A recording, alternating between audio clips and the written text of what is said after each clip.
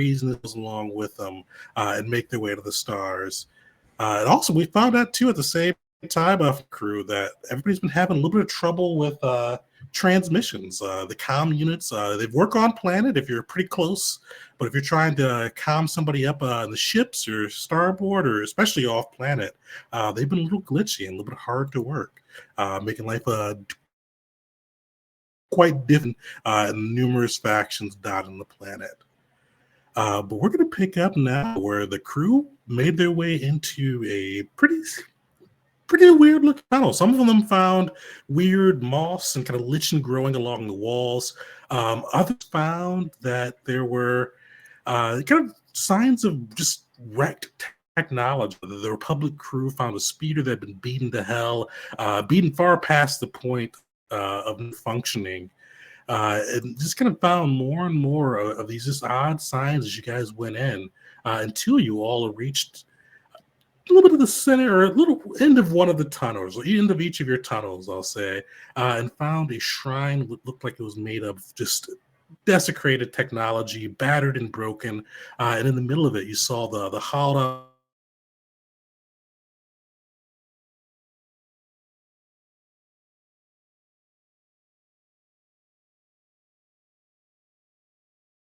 shell through.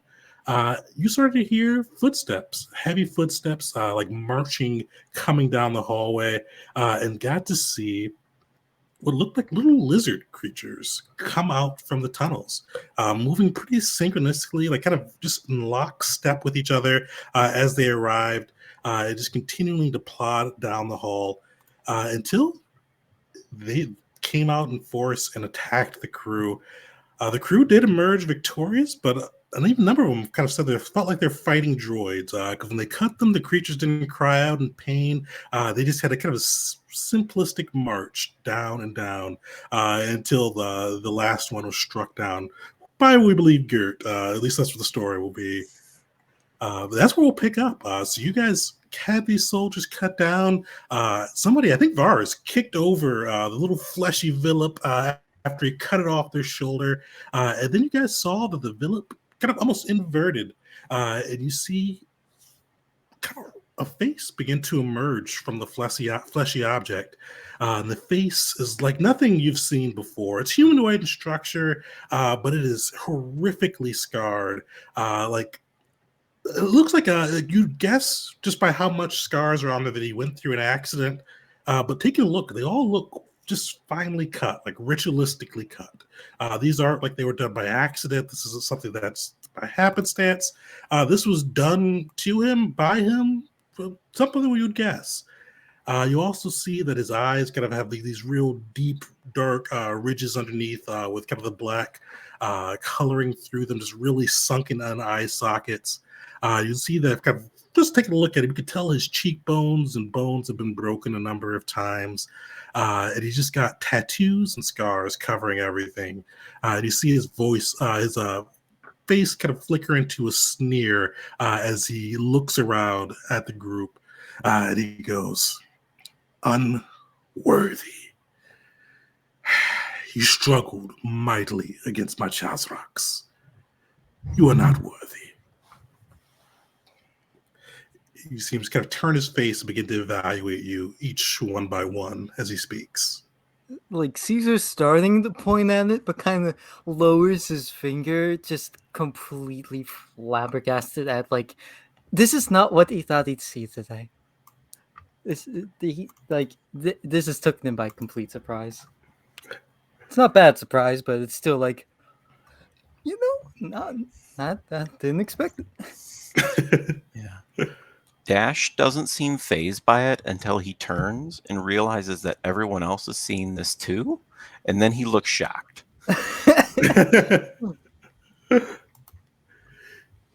You see the face begins to look around. You see it actually settles upon you, Garrett. Looking at, you see kind of flick from its saber and look back at you and just kind of shake his head and goes, "This is the vaunted might of the Jedi. You will fall before our hordes if this is the best you can do." Well, joke's on you, jackass. I'm not a Jedi. So, if you were trying to evaluate the Jedi, you failed. not me. Just clutch his side, just trying to be boastful, but he's hurt.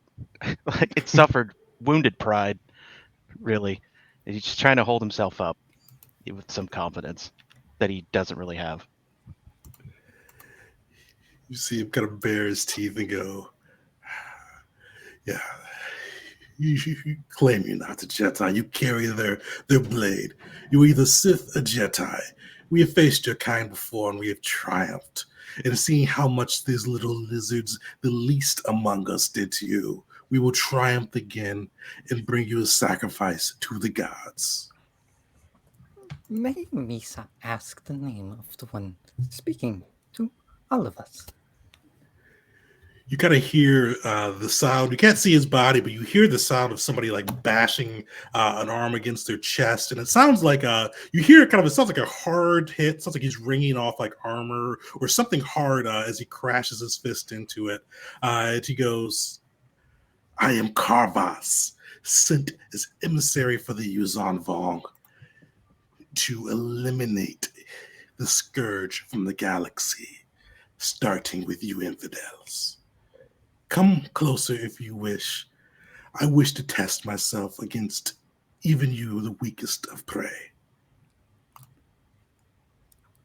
Like this slow, like this isn't even like a sinister grin. Like it's a very sincere, like slow grin starts to form on Caesar's face, and he gives this little side eye to Dash, like, "You down? You down for this?"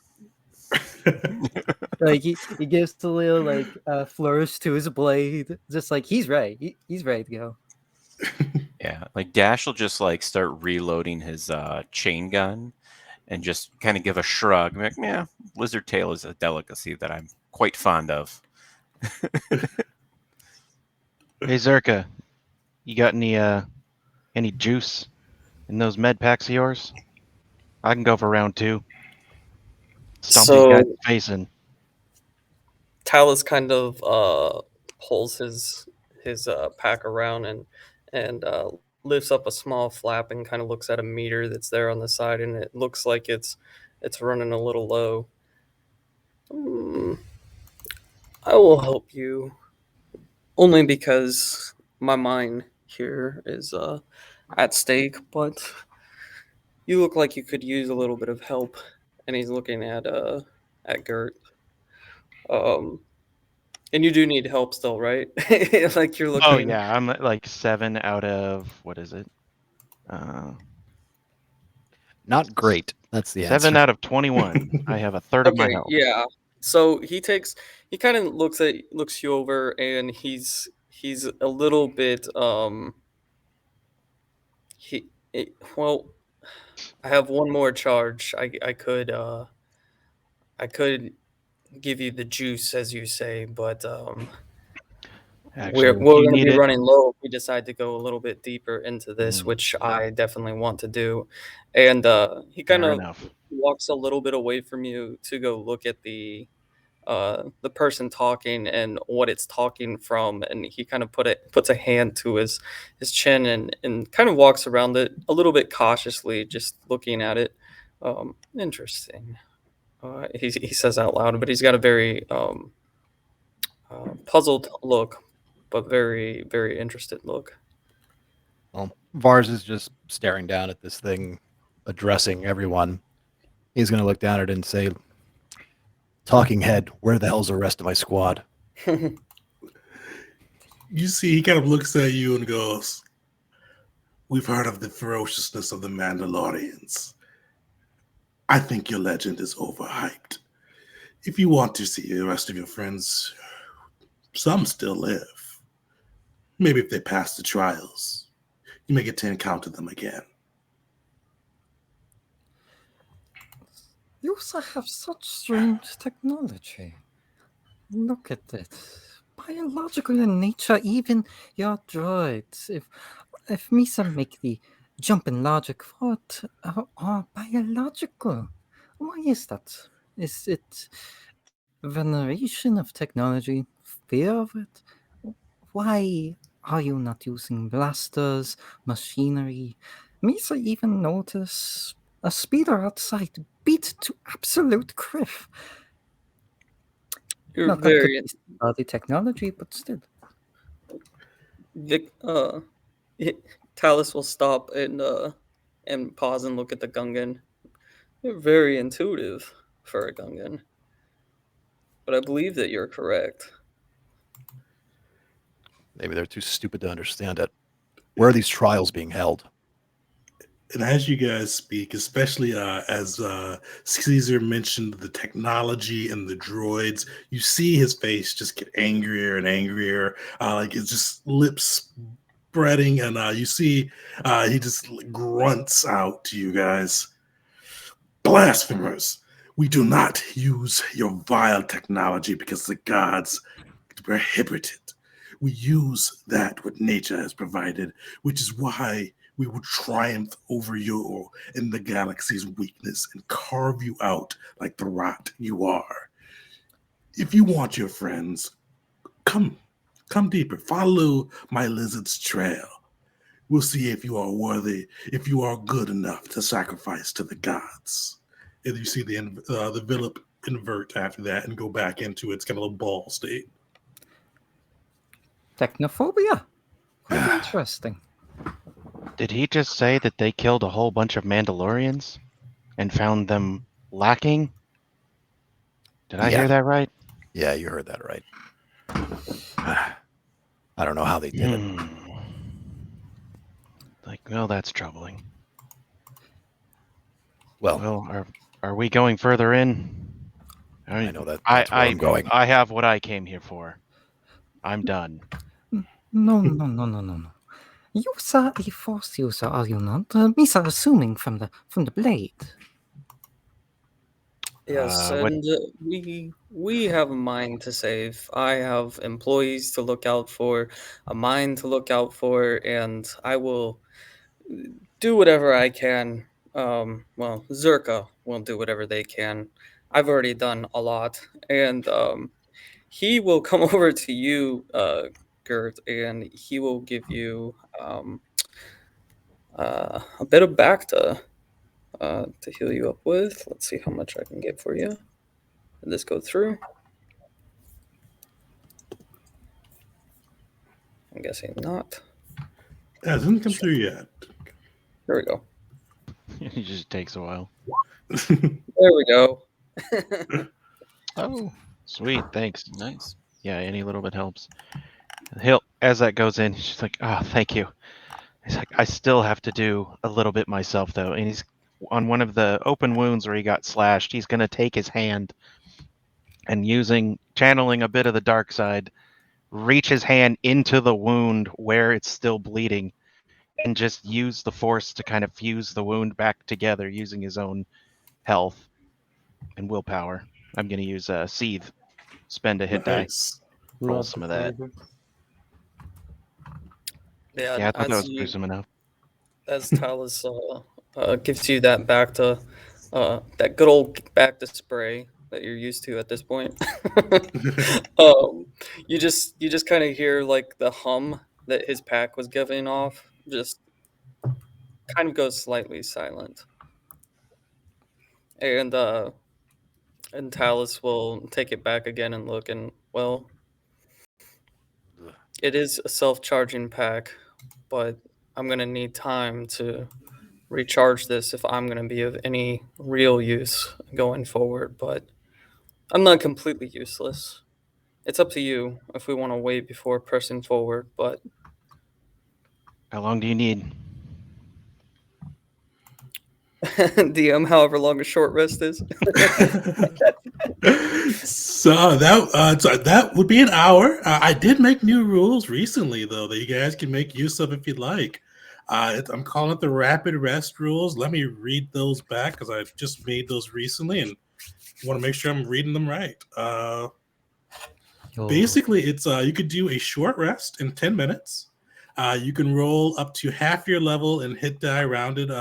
We'll say rounded up for this one. So you guys will be able to do 2 hit die, and you can get all of your abilities a refresh on a short rest. But you need to make a DC 13 Constitution save. If you fail, you roll 1d2 and get those in exhaustion. So you guys take a real short rest, the rapid short rest. Your choice on that side. To be honest, I don't got Constitution. That'd be a pretty guaranteed. That'd be pretty guaranteed exhaustion for Caesar. But at the same time, I think we all get our stuff back on the short rest. Yeah. Pretty much everybody but Geared, unfortunately. Actually, Geared has the Tranquil, so he gets a little bit back too. Yeah, I get 2 temporary, but I mean it's enough to throw up Armor of Abeloth or pay for most of camo. Well, Either way, he's gonna keep reaching his hand on the wound because that didn't quite heal enough. Put another one into it. I Vars gotta looks on in fascination and disgust. I got a question real fast. Mhm. If I were to cast Stack the Deck, would it could I do it so we could add that D4 to the Constitution save for the rest? Or would Yeah, that be no, that works. Yeah, because that was. Alright. Yeah, we'll say that. That's cool. Who has the lowest Constitution? Step forward. I think I'll be all right. So How long did it take? Yeah, Like, what's the time frame look like so far since we've started this? Like, what is like an hour? I'm just trying to get a feel for, like, if we've only been doing this for a half hour, an hour seems like a long time for these people to be missing. But if they've been missing for a day, maybe an hour wouldn't be as important. they've been gone for about an hour and plus at this point, closer to 2. Okay. Yeah, so probably about 2 hours or so. Because Vars wasn't unconscious for too long, so he was just kind of briefly knocked out before he found the trail and started finding the ship. Yeah, I'm if it comes down to a vote, I know that I'm not able to move forward on my own. These 5 nearly wiped us, nearly took us down. So I'm all for taking it very short rest and moving forward. Yeah, we could try it. It's not everybody that does it though, right? Oh, so if you guys want to do, so it depends on how you want to do it. If everybody just want to take a short rest, everybody can take a short rest. For the rapid rest, just everybody who wants to opt in for it can opt in for it. Oh. And 1 failed exhaustion. What is ability checks and 2 is attacks? 2 is speed, so 2 halves your is speed. speed. Yeah. Okay. All right, so to get tech points back and spend hit points and all that stuff that you would get from a short rest, we have to roll a Constitution save. Yep, definitely. So you get it back either way. Just on a failure, you get the exhaustion. Mm-hmm. Or Gotcha. we take a regular short rest. Yeah, I'm fine with trying it. Yeah. All right. Should we all see how we fare? Yep. I think who Geert wants will the- who abstain wants from Stack it. the Deck? Okay. Sorry to interrupt. No, okay, so like Bars is a pretty tough guy. He's not gonna need I don't think he's gonna need to stack the deck in his favor. So if anybody else needs it, by all means. I've got 1 con. So actually I have con saves. I'm a fighter, so it's 50-50 for me whether I pass. What about the Zerka doctor? I have a 2 in con +2 to con, but I don't got anything that would give me advantage or anything like that. And what about the Gungan? Caesar has he only has +1 to con saves because of the overlap stuff. That is it. I kind of need one of those. Okay. So I wish I had taken guidance, but I took denounce because I thought it'd be funner to yell at people. Resistance, I think, right? That's what would help you out there. That's a guidance wouldn't play here, so you don't have to feel bad about it. It's just be an ability Forgot, check. that's- Yeah. That's an ability check, right? All right. So start rolling some cons, whoever's rolling. Oh yeah, who are you giving it all to, Caesar? Oh wow. I was going to say Dash and Wow. Scientist. Strong start, ladies and gentlemen. All right, we got Okay, one nat 1 on the board. So- All right. So roll me 1d2. You can do that backslash. Oh, just on the money. Or you got stack the deck too, so you're good to house. Ooh, all right. Oh shit, yeah. All right. All right, this is going good. You guys are starting off. All right. No, wait. You got Garrett- the D4, right? Human stuff resilience. Oh yeah. Oh yeah. I have Defiant. So You I got am a Defiant human. and That's stack I the do have deck, right? Defiant. yeah, there's a chance. Yeah, so that's 2d4 you can add to it. Sure. Garrett's just got his hand inside his own like gaping wound. Like, what the hell are you guys doing?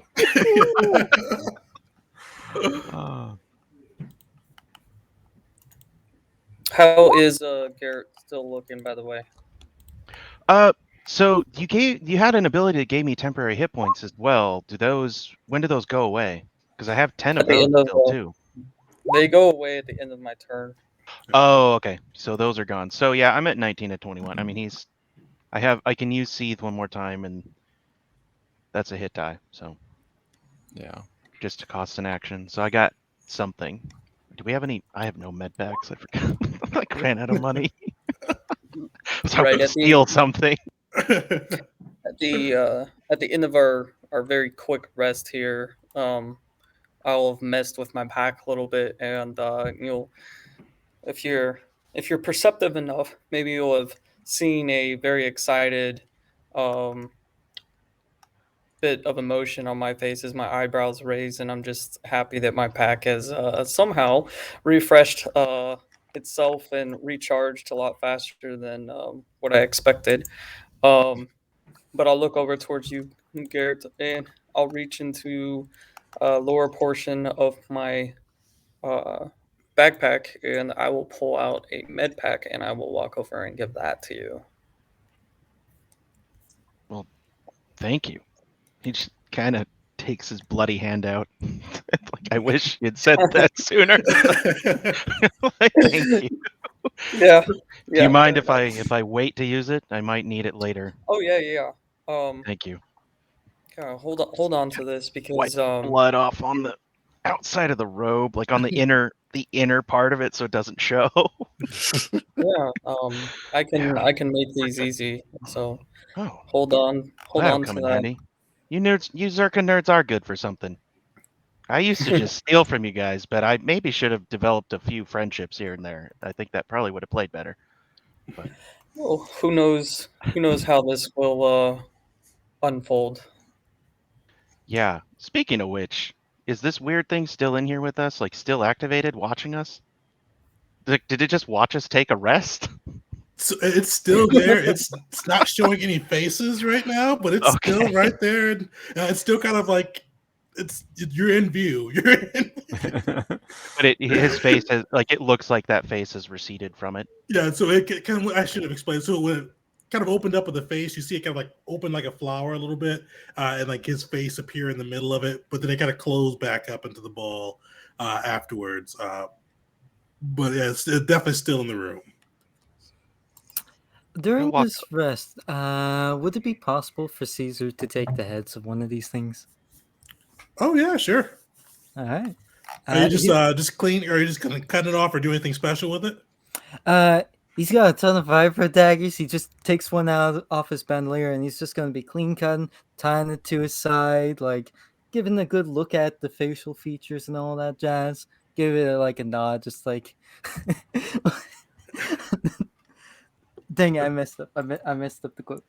I'll do it later. Well, Theodore walk over to Dash.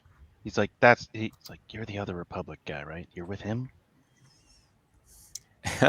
And so Dash would just be like, oh yeah, one of the finest commanders the Republic has ever seen. I'm actually very glad that I got to go on this mission with them. We were handpicked selected. And he's just like, yeah, Okay. Brilliant mind. He I mean, he's all right so far, but seems a little off. You know what I mean? And so Dash will like look over, and as he's cutting off the head of the lizard, be like, yeah, his cut does seem a little off today. I think he's kind of off his game. That last fight maybe rattled him. Not quite what I meant. But I mean, now that you pointed out, that does look a little tough. Just A Caesar little more will- lateral incision, a little straight line. But no, I mean, kind of. I don't know. Is he? He's okay. He's good people. Yeah, as you're like saying that, he starts like following what like in the distance. There's nothing there, and he'll be like, "Ah, the womp rats are back. Orange this time." And then he'll just like refocus, be like, "Oh, I'm sorry. Were you talking to me? I apologize." Yeah. So, womp rats. You two are together.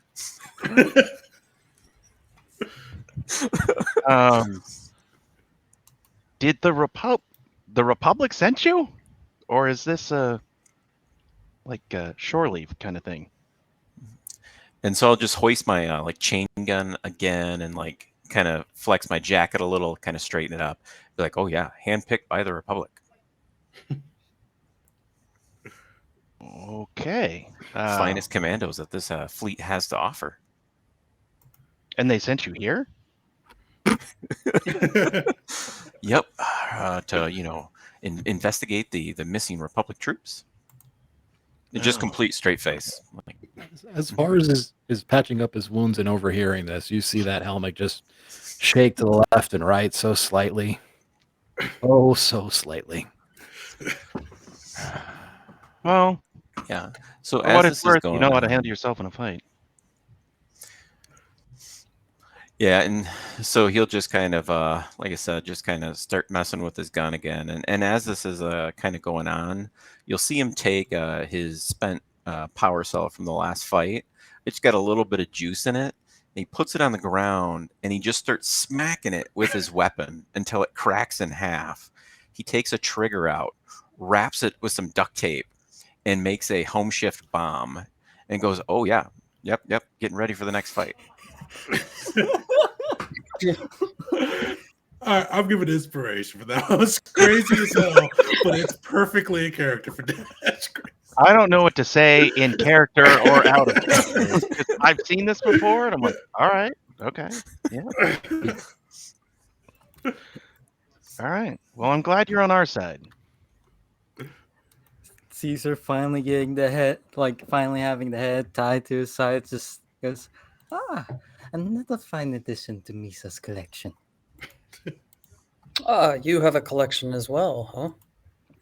Yes. And he's just standing up from watching the head getting sliced off, and he's just observing and kind of looking in the neck as like the blood and stuff is coming out. What is it that you collect?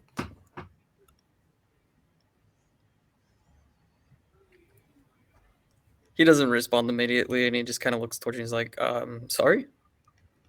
Yusa? You? What is it that you collect? Oh, I mean, he's already piqued my interest. Whoever he said his name was, nature and all that. The thing is that I use a combination of both nature, technology. To me, there's benefits to both.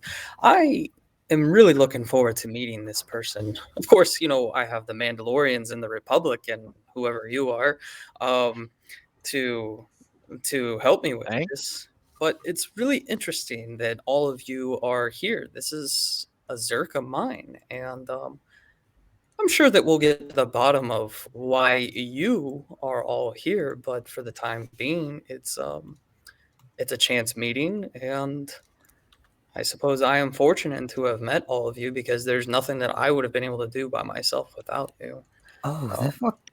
There would have been nothing. But this chance meeting, I believe, gives the perfect opportunity for alliances. And he'll extend out his hand without a thumb to like shake your hand. He'll look very awkward for a moment because social encounters are not his thing, and he steps forward in the most like eager but awkward way, almost stumbling, and just grabs your hand and, nice to meet you. I didn't quite catch your name. Caesar, Butcher Caesar. of the Rim. Butcher of the... Oh, Okay, right. You may know me by other names. Border I Wipe, Nope. Yep. I think I have heard of you. Gungan Guillotine. hmm It does strike a tone with me, and now that I'm kind of recalling a little bit, some of you do look a little bit familiar, but to the business at hand, and I kind of look towards now the pile that's in the room with the droid and the skull and all that. And is there anything that we should do with this, or do you think that we should press? You guys are the and he does like a weird, flex and like tap of his chest, and he's, the muscle, the fighters here. Well, Garrett wants to find one of those coffees, couffes, whatever they are, and just kind of examine that, look it over and see what it is. Maybe pocket one, the best looking one. Definitely. Give me either a survival or nature roll, or survival or investigation.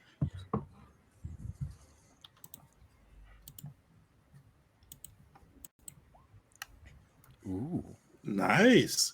You look this over and you pick up the blade, and it's perfectly balanced as you lift it up. But it feels like nothing you've seen before. Like you kind of grip the hilt, and you expect it to kind of have like a more manufactured feel. It feels like you're kind of gripping a coral, like kind of a stone almost. It fits like in your hand naturally. It holds well, and you realize even if you're sweating, it grips really well. It has like its own tape on there, but it's kind of from natural measures.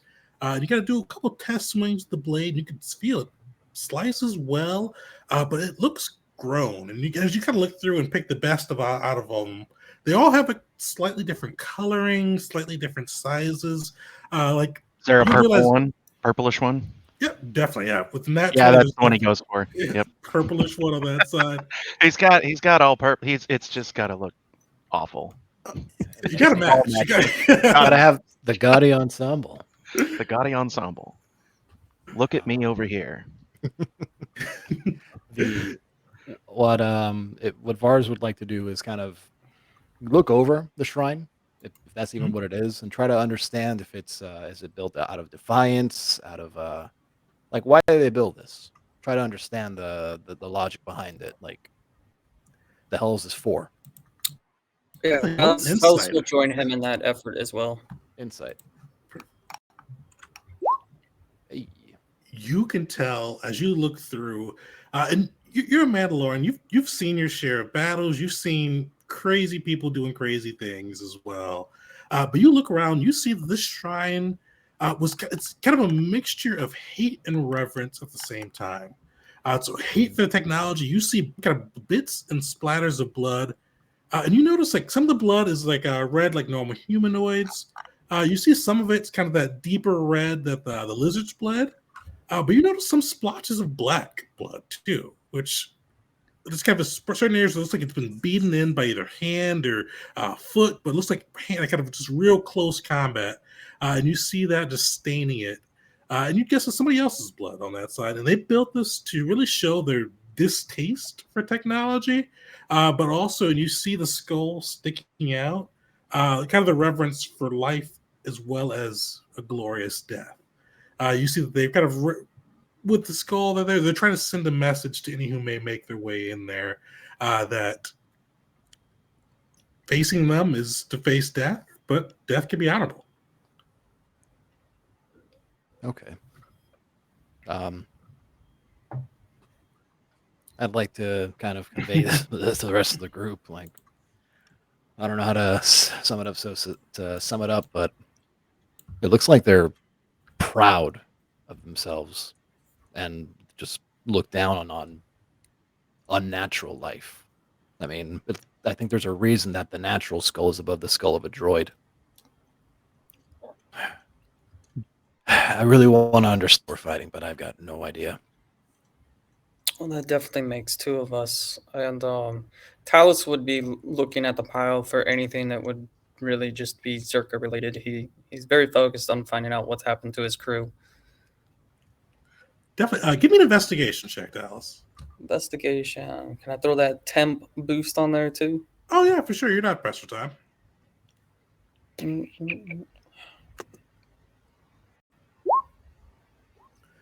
Solid. You look around, you see a number, and you see that kind of as you look through this pile and just kind of sift through in greater detail, you see mostly Zerka stuff. So you see a lot of like the Zerka, like the sensors and mining materials, and a lot of like the things that would keep this kind of vein of Tabana gas pumping back to the facility at home. You see that kind of making up the pile.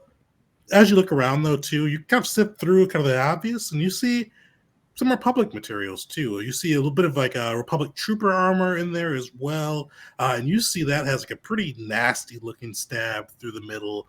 That doesn't really kind of fit the same dimensions as the kind of the blades, the coffees that the Chazrax have used so far. And you also see too what looks to be a recent addition to it. You see the helm of a Mandalorian. Well, I don't want to get anybody's hopes up about the condition of our people that we're here to look for, but it does appear that there have been some grievous injuries inflicted on the people that we're all here for. In addition to that, it seems, and he's kind of walking around and looking through the pile, it seems that some certain elements of the mine here have been removed by them. Would any bits of the electronics and sensors and whatnot that are in the pile be critical in nature to the mine? Let me see. So nothing critical to the mine, but 22, you do see some materials that look like they haven't been completely destroyed. You see some seismic materials. Looks kind of measuring like so the materials you'd use to measure kind of earth shifting and kind of like or warnings for earthquakes.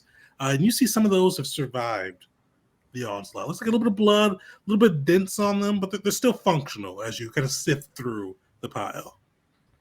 Okay, I would definitely remove those in whatever form that they are, data pads or what have you, and kind of look at them, kind of try to clean off the screen or whatever, and read the data on there as we're getting ready to go into these tunnels to see what they say. What are the readings that I might see?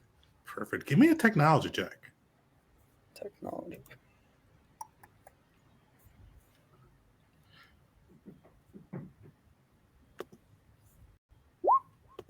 Nice. You take a look through it and you see the readings, and for a lot of people this would be just overwhelming by numbers. If you're not kind of a science background, this is just a lot of data that just doesn't really make sense. But when you're not probably a geologist by trade, you've got a doctor, you've studied for quite some time, and can kind of parse through and make sense of what this is. And you see those numbers coming, and you see that the tectonic plates are a little bit unstabilized on the planet. You see that it's shifted a little bit, not like noticeably so, and you guys have felt rumbles throughout the last couple of days, but nothing crazy. But you've realized that it's shifted from what it should be, and looks like it's just kind of like a little off kiltered, and especially more kind of tectonic rumbling than there should be on the planet Veila. Oh, I'm not sure any of you will understand this, but there's a lot of data here that I'm gonna have to. I don't have time right now, obviously. To He seems a little bit taken aback by the idea of the reason for all these rumblings not just being normal mining operations. Um, I think we need to hurry. There might be a lot more going on here than we know. If you also have critical information, make it privy now. We are going into, pardon the pun, the belly of the beast. This is true. As far as I can tell, there's some instability going on within the planet. That's the simplest way that I can put it. Tectonic plates or mining of a different sort? It seems tectonic plates. Somebody tapped into your gas line, maybe siphoning it off from you without you knowing. That could always happen. No, this is something that happens when we find it. We get rid of the tap, but this is a little bit more, I believe. without additional data and being able to actually look into this a little bit more thoroughly, I don't think that we have the time. We're maybe going deeper into the facility. We here we'll be able to find more, but as of right now, this is preliminary in nature. I can only guess, but You, it doesn't look good. Miss, I've heard of you, Talis. You, sir, are a bombard scientist, one that has proven their worth time and time again. If you have a belief, a gut feeling, make it known now. It could be the difference for us of injury, life or death. I appreciate that compliment. I not knowing what to do, given such like high praise and like everything in this setting and everybody looking at him. I think that we need to hurry. I think that this is important, and the faster that we finish here, the faster that I can look into this. And of course, I would be more than happy to have you join me at my lab and bring you back. Agreed. Let's get going. Would Vars have noticed the Mandalorian helmet that he was going through? After probably he pulls it out, you definitely see that Mandalorian helmet.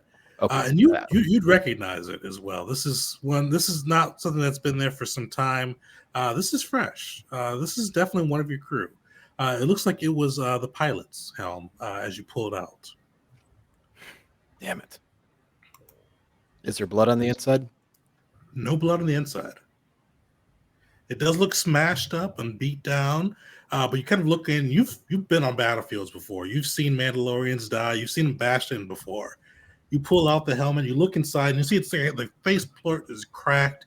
There's scars all over, kind of just damage all over it. But you pull it out, and you don't see any blood on it. You don't see any blood on the inside. And you know if somebody was wearing the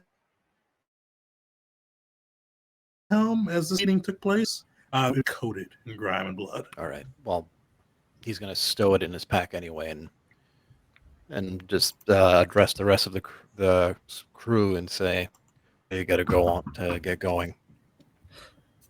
Yes, we saw. Wait, Dash. Keep the explosives to minimum. We're going into Cabana gas mine. If something goes boom, we all go boom.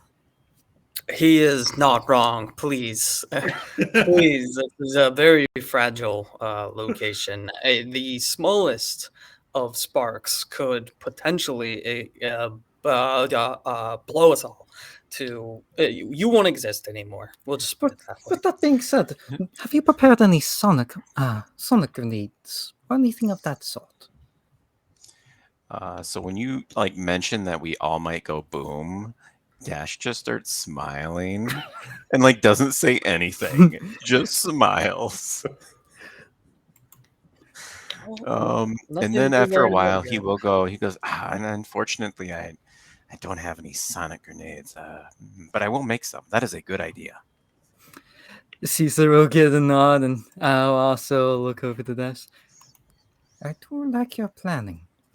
And we'll we'll kind of move next to Talos and kind of take up a slightly more defensive position as he's moving out with the lads. Did they call you Dash? Dash, yeah. I know you. I've heard of you. I remember that. We were drinking in the canteen on Tatooine. You're the Redshift writer, right? You're that dude that built that weird raft thing, was floating through Bespin, right? Is that what it was? Oh yeah, homemade escape pod. My own invention. No. How the hell did you do that? That was amazing. That was all over the HoloNet. I do recall reading that. That is quite amazing considering what you had at your disposal.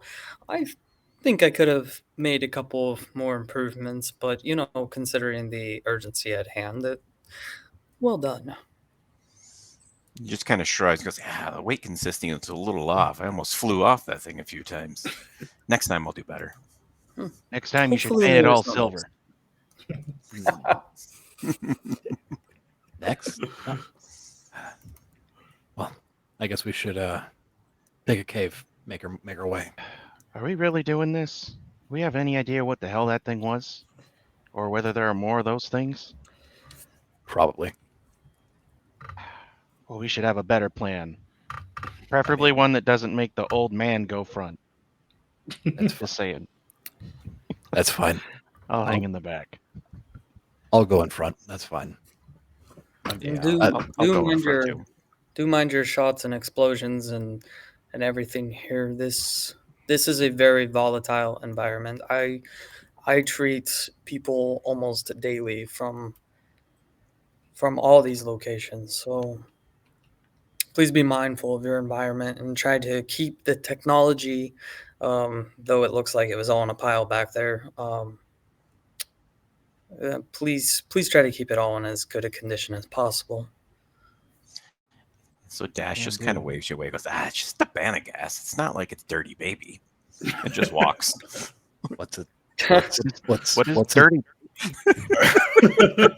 That Talus's beradium. mouth, Talus's jaw just drops. Like he was a little bit hurt right there, but it just he shrugs it off and just continues on. Right next to his Gungan guardian, as it were. Bars is gonna stumble on. Perfect. So it sounds like Vars is in the lead. Dash, where are you at? I'll be just kind of a little behind and to the side of Vars. Perfect. So we've got Vars, Dash, and then the duo of Talus as well as Caesar. Then we got Gert bringing up the rear. Is that right? Yeah, he's kind of still doesn't quite know what to think about this group, especially the Redshift Rider has kind of made him a little, or at least that's the name he's given him, has made him a little more comfortable, but the Gungan still makes him a little uncomfortable. Got the head jingling on the side. I don't know what to make of that guy, and I'm going to keep my eye on him, but for now, he's on my side. So Like as Caesar's moving on, he'll take out a ball of Malfoss, like a flask, open it up, like take a swig to swish it around. Like debates spitting it out or swallowing it, but will swallow it before putting it back up. Keep going. So I've mentioned it a few times out of character. So whenever I refer to baby or dirty baby, I mean beradium or beradium 357. So anyone who knows explosives would know that. It's actually a Star Wars reference, but out of character. is it? sorry. Yeah, I knew. I didn't know what the nickname was. And with Caesar, did he how much attention did he pay to the head as he was taking it off of the lizard? A lot. He took his precious time for this. He made sure to get this clean. He wants to set this up. He's probably going to get this thing nice. He has a collection he needs to keep in good quality. So he took his time. Perfect. Make a medicine or nature check as you do so. Would this medicine or nature be performed before or after the exhaustion? We'll say you did it before you did before you kind of did your quick breather, rapid rest. Got it. Let's see here. Medicine is 20. As you're cutting off the head, one of the things you notice is kind of like as for this, it's on the forehead.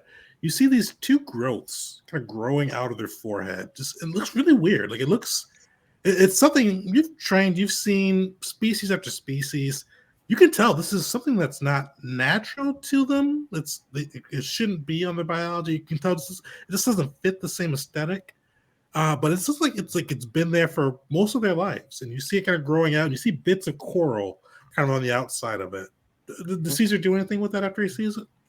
One of the very first things his mind will go to is that these guys, they don't use technology. They need a way for these pseudo droids to communicate with each other. This is the most likely candidate without cracking its head open. So that's the very first thing his mind goes to. He's about to cut off, but thinks better of it, and he'd probably show it off to Talus, like as we're marching along. Just point to it, give a basically not even say a word, just let him make his own deduction on it. And you got a 22, so I'll give you one more piece too before you show it to Talus. You see that coral sticking out from this one's on the forehead. You see it sticking out from their forehead.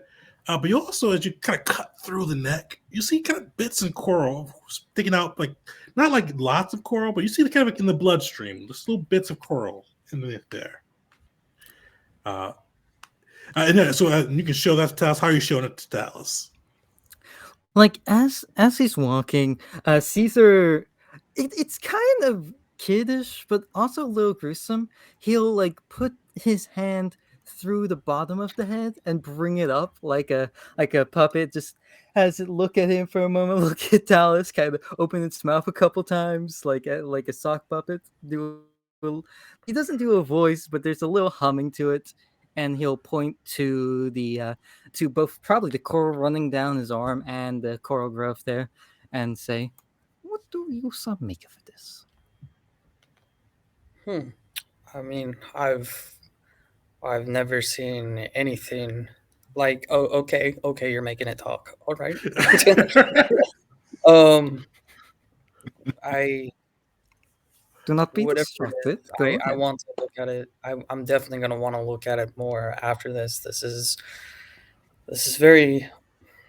is all very overwhelming, in a way, because two different very new discoveries, things that I don't know about, and one day is quite a stretch for me. It's been a while since I've been able to get dirty like this, with my hands. But thank you for pointing that out. Again, you are probably the most intelligent Gungan I have ever met. Yes, I'm quite surprised you have met other Gungans. I'm just assuming that haven't gone to the university. I have no idea what the status of Gungans is during this time. But Oh, for sure. yeah, If, at if the he, at the university on Coruscant where I went, there was all manner of species, far more than I can um, probably recall off the top of my head right now. But yes, I've definitely seen more of your people when you are, as some might say, top of your class. So What are they like? A what were they personal like? question. What were they like? Yes, the other Gungans. I would say that their minds were very all over the place, very very scatterbrained. One moment they'd be very focused, and then the next second they would be asking 10 questions, um, and then back to being focused, kind of thing. Or oftentimes an instructor or even a fellow classmate, such as myself, would have to put them back on task. But they were good for it. You know, they weren't. They weren't. They were meant to be there. Nobody at the university there, at least where I was, and the part of the institution that I was within was, not meant to be there. So Quite good. Me so glad that my own species has some hold on the academic arts. This whole time, like, he still has like the head on his hands. He's finally like putting it up. totally And- ignoring it. Yep. Yeah, as I see them having this conversation about their days at the university while he's holding this head, I'll just go up to Vars, be like, "Man, quite the odd pair over there." Yeah, well, you take what you can get. Just shrug and call me crazy. Just start walking away. Caesar's Garrett looks at actually, all of them and just, this payout better be worth it. Caesar will actually, even like a little bit after that, as we're walking, probably offer up some of the mouthwash, like a flask, to Talus, just like, keeps your teeth clean. And Minty breath. what is this? What is this exactly? Mouthwash, high quality. A little Mouthwash. bit of alcohol mixed in, so be wary. But quite good, quite good. So, is it for cleaning your mouth or for drinking? One would say only one of those is a viable option, but I am a proponent of going against the grain. Huh. Me too. And he'll take it and take a very small, tasteful wig of the mouthwash, as it were. He probably mixed some. Probably already had a little bit of alcohol in it from just being a good mouthwash. Probably mix a bit of wine in there. Absolutely the teeniest bit of backwash in there. But it's up to Dallas whether or not he'd enjoy that or not. Yeah, he kind of makes this small grimace, and he's like, definitely, definitely a Gungan mixture, I'm sure. Oh, You guys drinking Jedi mind tricks over there? Man, this is That one blue long stuff. cave.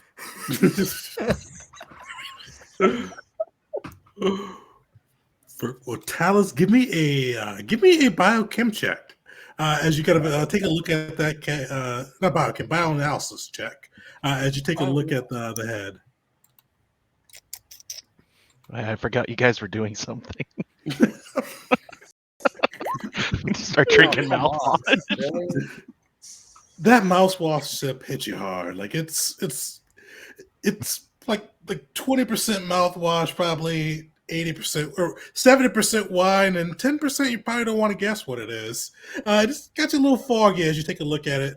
But you do see as it kind of shows that there's bits of coral in the bloodstream. Kind of, you see some of it even dripping out from the head as Caesar makes it talk to you, and you see it kind of in there, and you see those two coral growths. You're not sure what it means, but Caesar kind of presents his hypothesis. You're like that could be possible.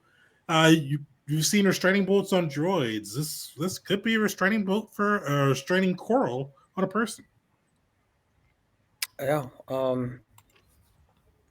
I've never seen a natural restrainment like this before. So it's just discovery or hypothesis one after another, just constant today. So it's a lot to unpack for later, and I just kind of agree with the analysis of the Gungan, of Caesar, and I kind of just take note in my mind of all the stuff that I have to do later when I get back to my lab. If we so find that this is true, then this right here is a streaming bolt from organics. Misa ask you not to share it with Zoka. A quite big ask considering what has happened to you in the past with the other discoveries, but you could very feasibly understand the consequences of Zoka getting their hands on such a thing. It is currently just, a hypothesis, a theory that is a work in progress. Highly likely, it's seeming. However, I mean, I do see the reasoning for that. I won't object to the reputation that Zerka carries with it. But as far as I'm concerned, at the moment, this is not a Zerka. This is not the focus right now. So whatever I find, I usually keep to myself until I feel that it's going to be beneficial to everybody. I'm not one who seeks to cause harm to anyone at all by any means. So you can trust me. Caesar would give a approving nod and a very his teeth, I should say, like his teeth are very clean. A sincere smile, and keep on walking forward. Perfect. Well, Geert and Vars. Geert, make me a perception check. Vars, make me both a perception check and a survival check. And Geert, who all failed that check? Is it Geert and Vars? Yeah. Perception? Yeah, unfortunately with disadvantage due to exhaustion for both you guys. Oh, no, not for Geert. Not for Geert. It's still not. I will be right back in just a second. So I love how Dash is basically the trash can man from The Stand, and pretty much we're just gonna need to keep an eye on him the whole time, just in case. Guys, look what I found! Like, oh Jesus! Uh-oh. Hey, it's flammable and explosive. Yeah, if he starts driving a cart around with a missile on it, let's get out. No. That's the perfect scenario. It is exactly. Mhm. Guys, let's go to the Narshada Casino. Nope. No. Like, no. I know what's gonna happen when we do. Yeah. But think of the money. You're gonna see me carrying around this massive box, and it's gonna be a missile launcher with like the disguise trait. No one knows what it is. It's a shirt cannon. Not missiles written on the Or- front. What would it be in Star Wars? It would be a robe cannon. You just shoot robes out, Jedi robes out to people. They like unfold it. What is this crap? Is this just like this plain brown bathrobe? It's just a bathroom. I don't know. Perfect. So yeah. So you guys kind of don't hear much or smell anything crazy as you guys are walking down this. And let me describe the tunnel a little bit too. So as you guys go through, it's a pretty like normally this would be a near pitch black tunnel. But you see more of those little lichens that Talus found initially that are just providing a soft light, kind of like almost like a greenish light to the tunnel as you guys are moving down it. Also, yeah, this got proceed through undisturbed. Vars, even being a little foggy, a little tired from the crash as well as all the craziness that's gone through today, you are able to pick up the trail, and you see it's kind of like the looking for some of those lead Chaz rocks that went through, the ones with the Phillips on their shoulder. You're able to pick that up pretty easily and kind of make your way deeper into the facility. And nothing really kind of stands out too much to you. But as you kind of look at these tunnels, this tunnel that you're going through, I should say, it's a little bit different than the tunnels you guys came through. This one looks like it's bored through, for lack of a better way to put it. Not bored through like the way Zerka or most kind of civilized societies usually kind of cut through a tunnel where it's usually precise lines or just pretty symmetrical. This, you kind of see, it looks like it's something gnawed its way through it. Maybe a bit of acid and maybe a bit of something different, but it's definitely more kind of uneven, unsymmetrical, just kind of just cuts through the rock as you guys go deeper into the facility. Oh no, a giant worm. Oh no, what is that? So, Talus, Caesar, you seem more sciencey. Is this growth natural to this planet? The weird glowing moss thing? Oh no. It's definitely new to me, and I will pull out like the small vial of it that I've already kind of gathered earlier. That's another thing on the list after this that I need to that I need to look at and look into. But for now, I would just not touch it just in case. Yeah, noted. At least we're probably going the right way. As we're going through, would Dash be able to notice if there was any specifically like any Tibanna leaks or anything that might be like hazardous or explosive, like specifically looking, because they had mentioned kind of instability. Like, would I notice if there was something kind of dangerous of that sort?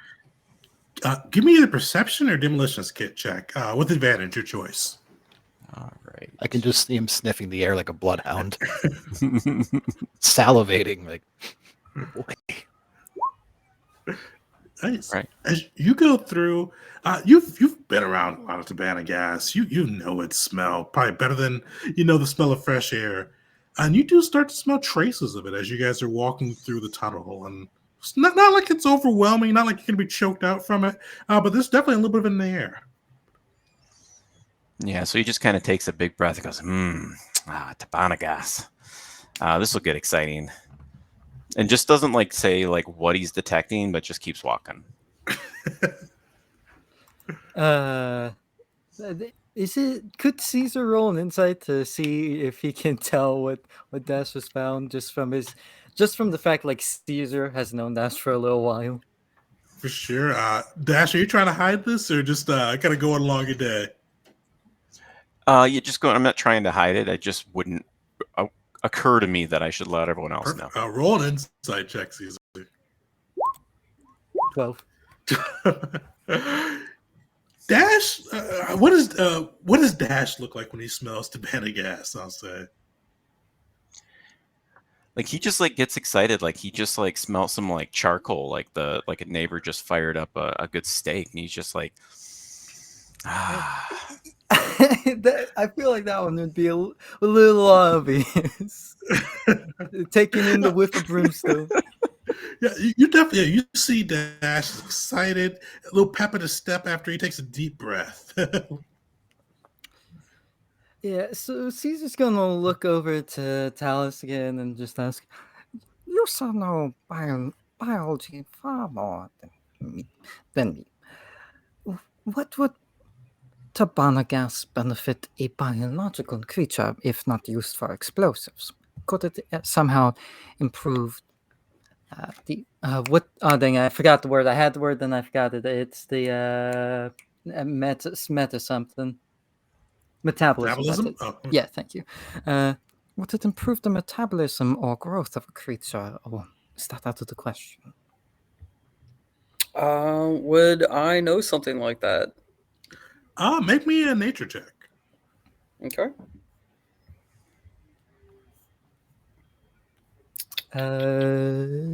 Never mind. I can't give the action for that one. Don't got the proficiency. You know that no creature you've seen or come across benefits from Tabana gas.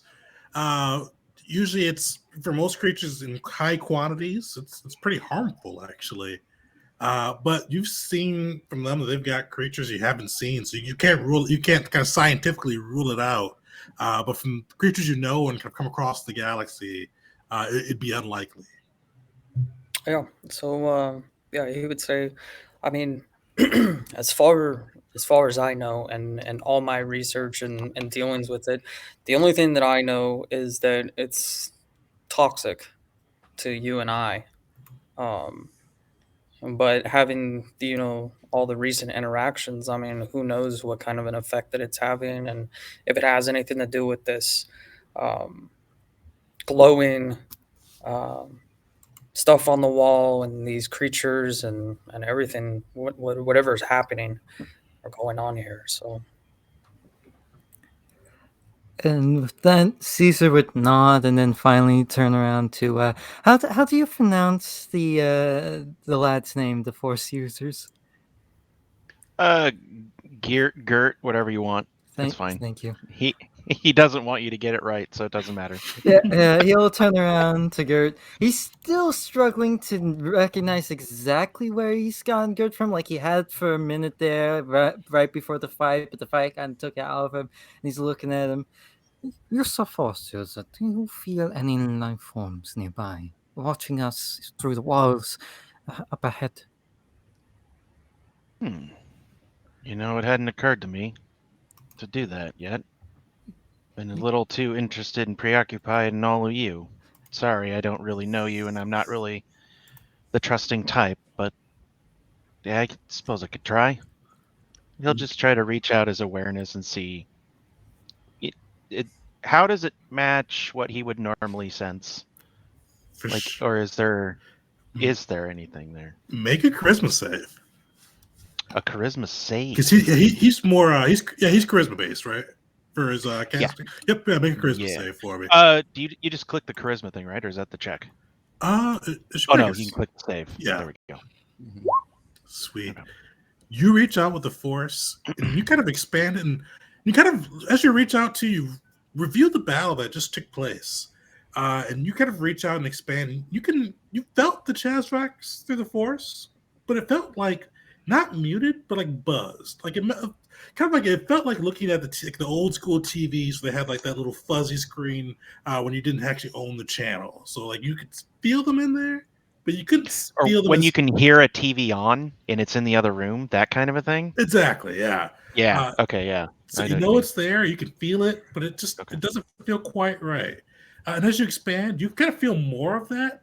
And one of the craziest things is before is you've when you've come across the Villip, and even some like the Lichen, you can tell those Lichen, the light providing moss, is alive, but it's like a black hole in the force. Same thing with the Villip. And usually when you hear somebody speaking to you, even if they're further away, you can at least get like glimmers through the force as you reach out towards them.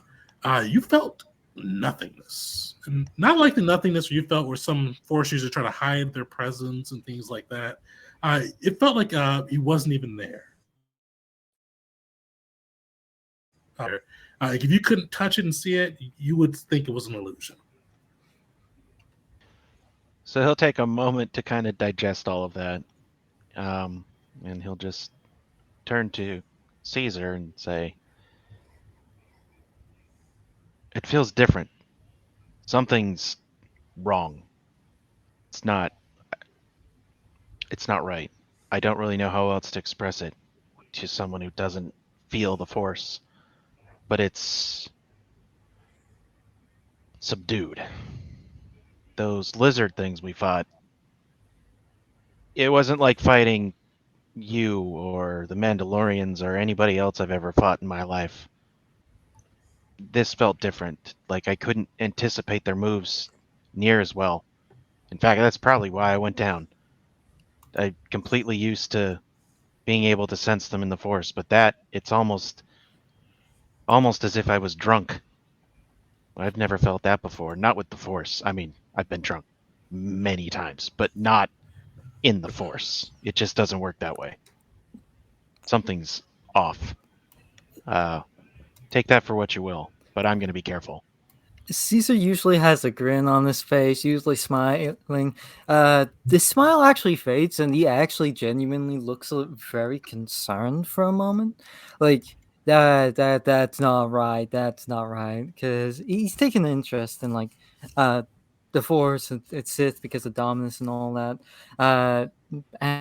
And that kind of puts him a little bit more on edge, and he doesn't hide that really at all, and he'll give that right there a nod and look to everyone else to see like they have any idea to add on to that. Like, anyone got anything? Well, you felt the same way about what we fought initially, right? Yeah. Yep. Yeah. And Yep. Pretty much. And they were tough, but they went down. No reason we're not going to see the same thing. Let's keep going. Well, I can't argue with that. But he'll kind of think to himself, he didn't mention the black hole stuff, because that he's still trying to puzzle out himself. But he'll just keep walking and scrape a little bit of the, whatever it is, moss or whatever the hell. Just kind of take enough to take a look at it while they're walking down the tunnel. Perfect. Give me a nature check as you scrape it off. Okay.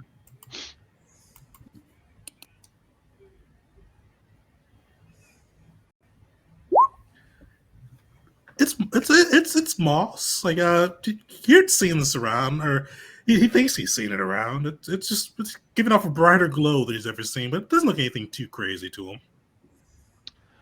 Oh, my inner scientist as a person wants to taste it just to see what it's like.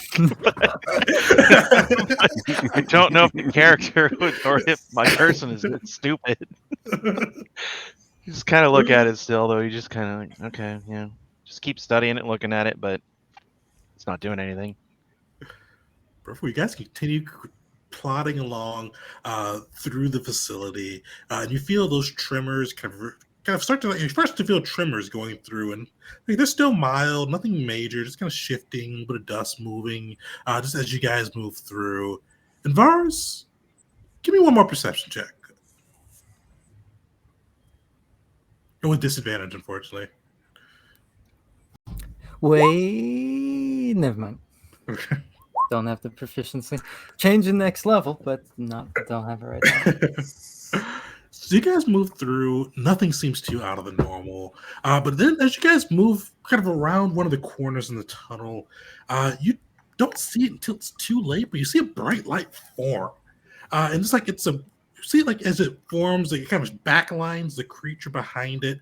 And it looks almost like a plant. You see it's got rocky thorns across it. And you see it like almost shift out of the wall. And inside of its mouth, you see kind of a bright gold fire beginning to form. You see it blast out to you guys.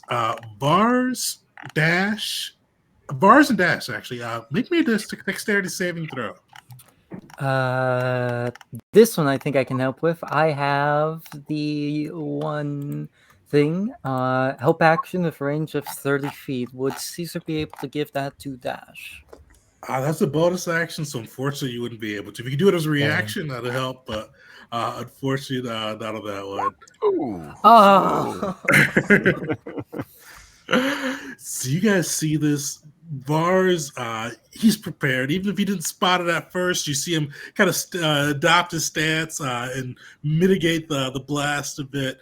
But Dash, I don't know what Dash is doing, but Dash was in another world as this goes off. And you're going to see... So Dash, you take 10 fire damage as you see this little creature pop out and spout, kind of almost like it's shooting it out of its mouth, a blast of just molten ore towards you. And as you see it come towards you, you see a little bit of the air ignite around you, and as it blasts in for 10 fire damage. So yeah, you can see that he was obviously like distracted, like he was looking at something off to the side, skidding around, and yeah, just got shot right in the face at this, completely unaware. Skittering of rats. yeah, Caesar's instantly to Dash's side, just like trying to help him up if he got knocked down by that, trying to pat him out, trying to help him. Yeah, Vars is gonna immediately raise his rifle to fire a shot. Roll an attack roll.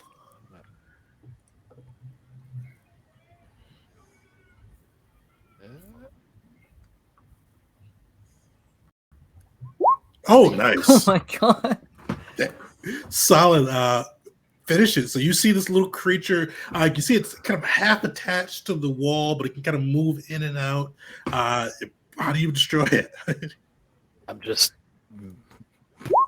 blam, blam, blam, blam, blam. Just it was more. It's like I don't like just like seeing that fire just like blaze by him. He's like, what the? Immediately, just all right. That thing's trying to kill me.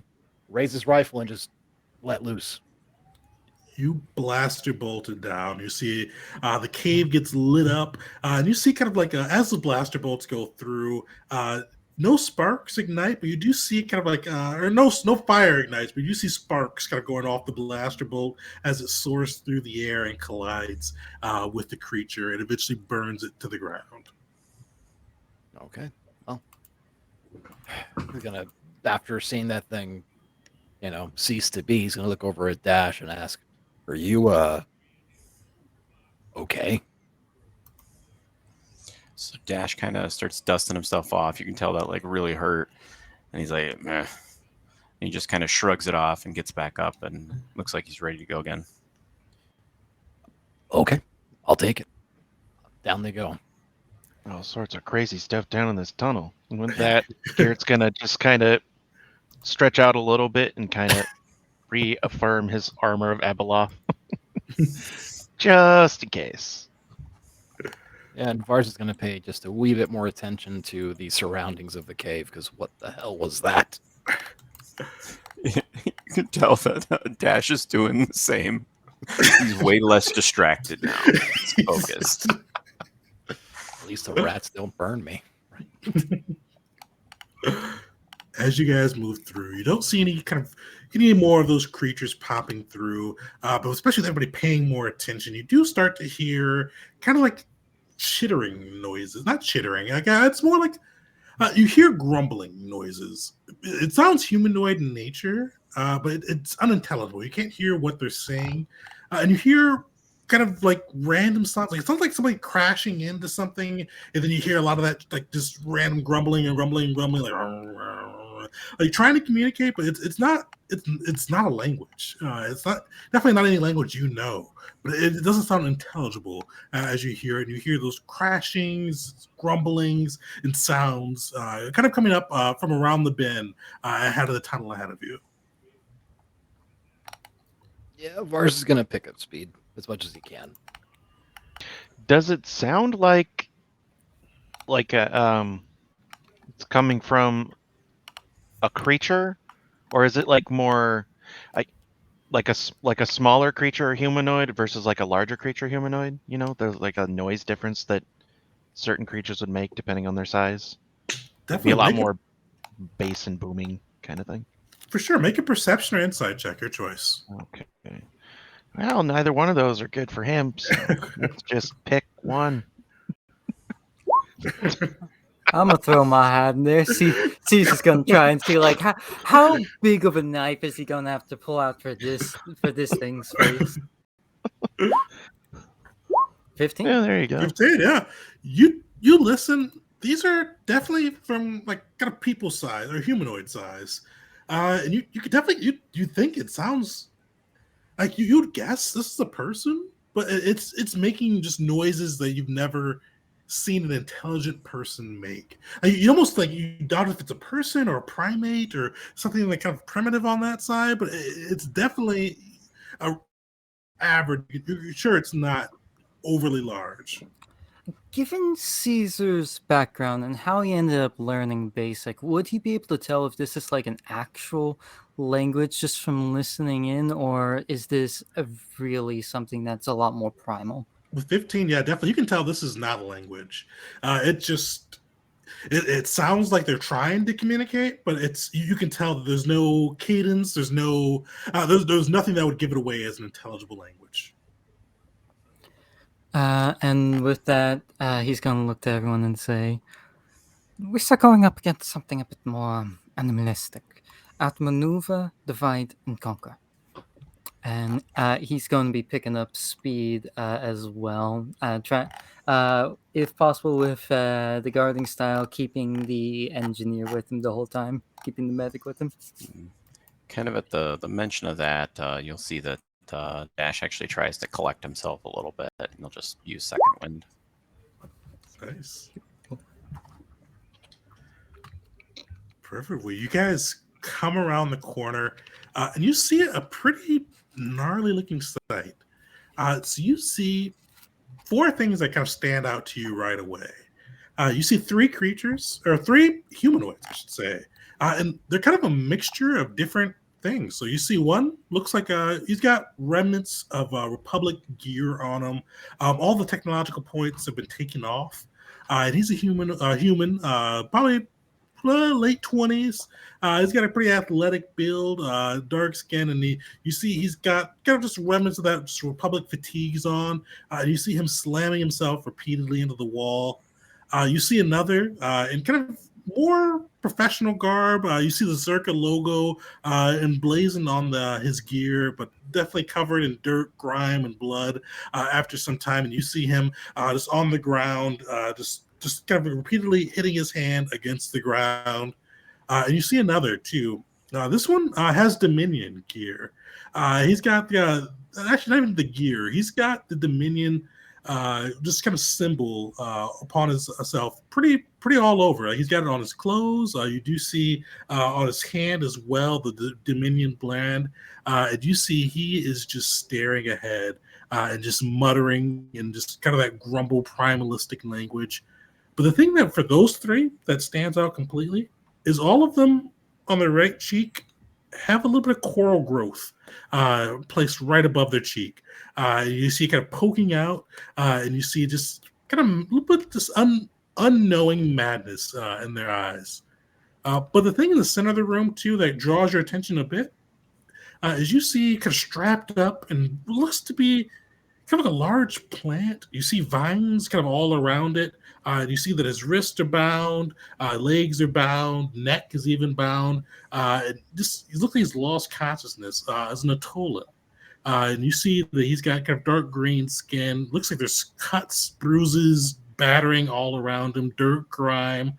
And you see too, kind of on his left arm or left shoulder, you see the Krayt Dragon symbol branded upon his flesh.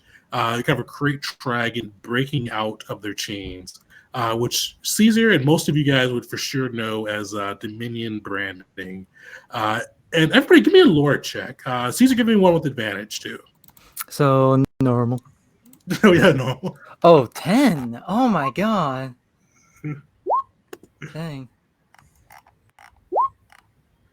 Oh wow, come on. That is rough right there. So Caesar, you know, just offhand, you've seen this before. You know that only those who kind of bear this mark, and it's kind of similar to the one that Grunt has on the ground, but you see bits of gold on the chain. You see yellow in the eyes of the Krayt Dragon. You know the only ones that are allowed to get this brand, and it's common for pretty much anybody from the Dominion, whether they be a soldier or a Sith. But for the Sith to get the brand, they get the gold chains, they get the yellow eyes of the Krayt Dragon. You would guess that he was probably a Sith in his time. You also notice with this guy, too, he does not have anything on his cheek or anything growing out of him. Caesar has pure, unbridled rage at the scene in front of him. And Caution to the Wind just pulls out his blaster. And is there any like implements up or around the currently tied up Sith? Like anything that would be like coming down or had been come down? Does he look like he's already been worked on? So he doesn't look like he's been worked on. You do see kind of like this not machine, this creature behind him, this plant, I should say, behind him, that does have vines restraining him. And you see he's unconscious, and sometimes it'll loosen up, sometimes it'll tighten up. And you see that kind of all around. But for Dash, actually, let me do the rest of the lore checks too first, real quick. Sorry. No worries. For Dash and Geert, you recognize this guy. Probably from Dash or public briefings from Geert. You may have seen him from just different reports the Black Sun pushes your way. He is Galvan Kindred. He is an Atolan Sith officer. He's pretty not prolific, but he's had a pretty meteoric rise within Dominion, and has recently, within the last year, been transitioned to Veila to oversee the war efforts there. Or not oversee, but he's a part of the war efforts there, and has been kind of responsible for claiming and protecting the Tabana and resources upon Veila. He's from what you guys have read about him, he's a pretty cool customer. He's got a pretty good skill with the blade, better than the average Sith and Jedi. He's got a little bit of a warrior spirit. He's pretty brutal, as most of the Dominion Sith are. Fiercely loyal to Darth Dominus. He's definitely one of the ones in Dash you would have wanted to have to come across him during the war. He's ruthless. He does whatever it takes to win and basically expand the glory of the Dominion. You see his lightsaber anywhere? You don't see his lightsaber anywhere. Actually, on that note, I forgot to ask. Did I actually draw my lightsaber last time? Yeah, you killed one of the guys with your lightsaber at the end. I did? What color was it? Because was it purple? Purple. Okay. Purple. So I did draw it. I pulled it. Okay. I was wondering that. I'm like, did I actually do that or not? Because it wasn't supposed to be, but okay. I was just making sure. I forgot. If I had One of the guys, I forgot if it was right at the end or was basically after you got popped back up to life. Oh, that would have been the end one. Yeah. Yeah. Okay. Caesar's going to basically point at the plant, keeping this man down, and activate Commander Strike, even burning any superiority dice for it. For Dash, just like, Dash, light it up. Light it up now. So I would recognize Galvan, and I would just kind of be confused for a sec, but then I would just follow the command there and take a rapid shot at the plant. Yeah, the plant. Oh, I thought you were shooting him. I was I like, was like, that's a damn. little harsh. God, even that guy deserves a fight. Come on. I don't know why I said that's a deck save, not a strength save. I messed that up. Sorry. It's completely stationary. You burn down the plant. You see, initially as you started shooting, almost started tightening its grip. But fortunately, you shot the plant directly, and you see it burn down and it begin to loosen. And you see the Natolan Sith drop to the ground. Like as it was happening, Caesar's moving there and gets there, like looking over this man, will even like put a hand under his head to like lift him up a little bit, try and get him to consciousness a little. Right there. As an aside, Vars is going to ask Dash, you're aiming for the plant, right? Dash just shrugs. Meh. I mean, you kill that guy, they'll put a medal on you. And Dash nods. Looks important enough. All right. You see him slowly start to come to consciousness, and as this is going on, those three other creatures, like you guys have shot, you burned down a plant, so loud noises, burning fires, bad smells. The guys are still doing what they were doing before. So the one guy's staring lifelessly ahead, the other guy is still slamming his fist into the ground, and the other's still just running into that wall. No change, no reaction to you, nothing. But you do see Galvan begin to come to. You see his eyes kind of clear, large, bulbous, and Tolan eyes. And you see, especially when they come to, they're just deep green. But when he looks, and you kind of see yellow enter him, and you feel, and Gert, you feel him gathering the force. And you kind of see, like, you feel surprise and anger as he's kind of released. And so you see him look around to you guys and say, Who are you? Are you another trick? We saw no trick. We saw. Come here. I and Dash come here on the public order.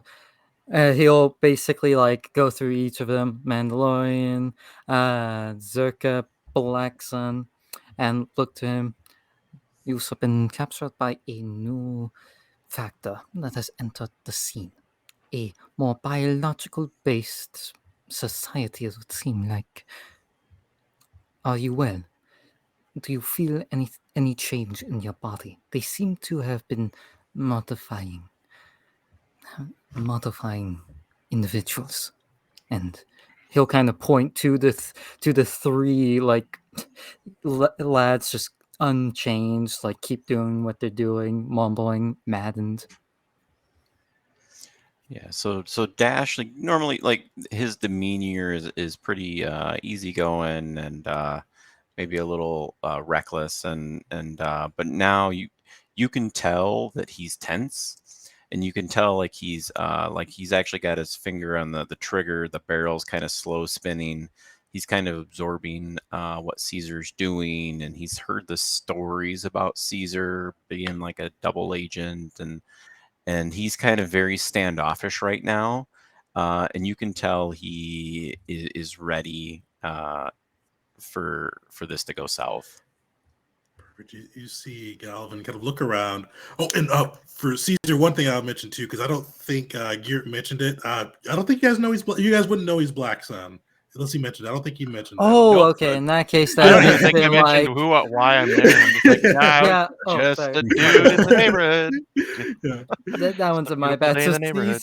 Caesar, when he gets to Gert, just like, Misa not actually know that one. Just I like, was out. I was out for a walk. Just stumbled upon it. Yep.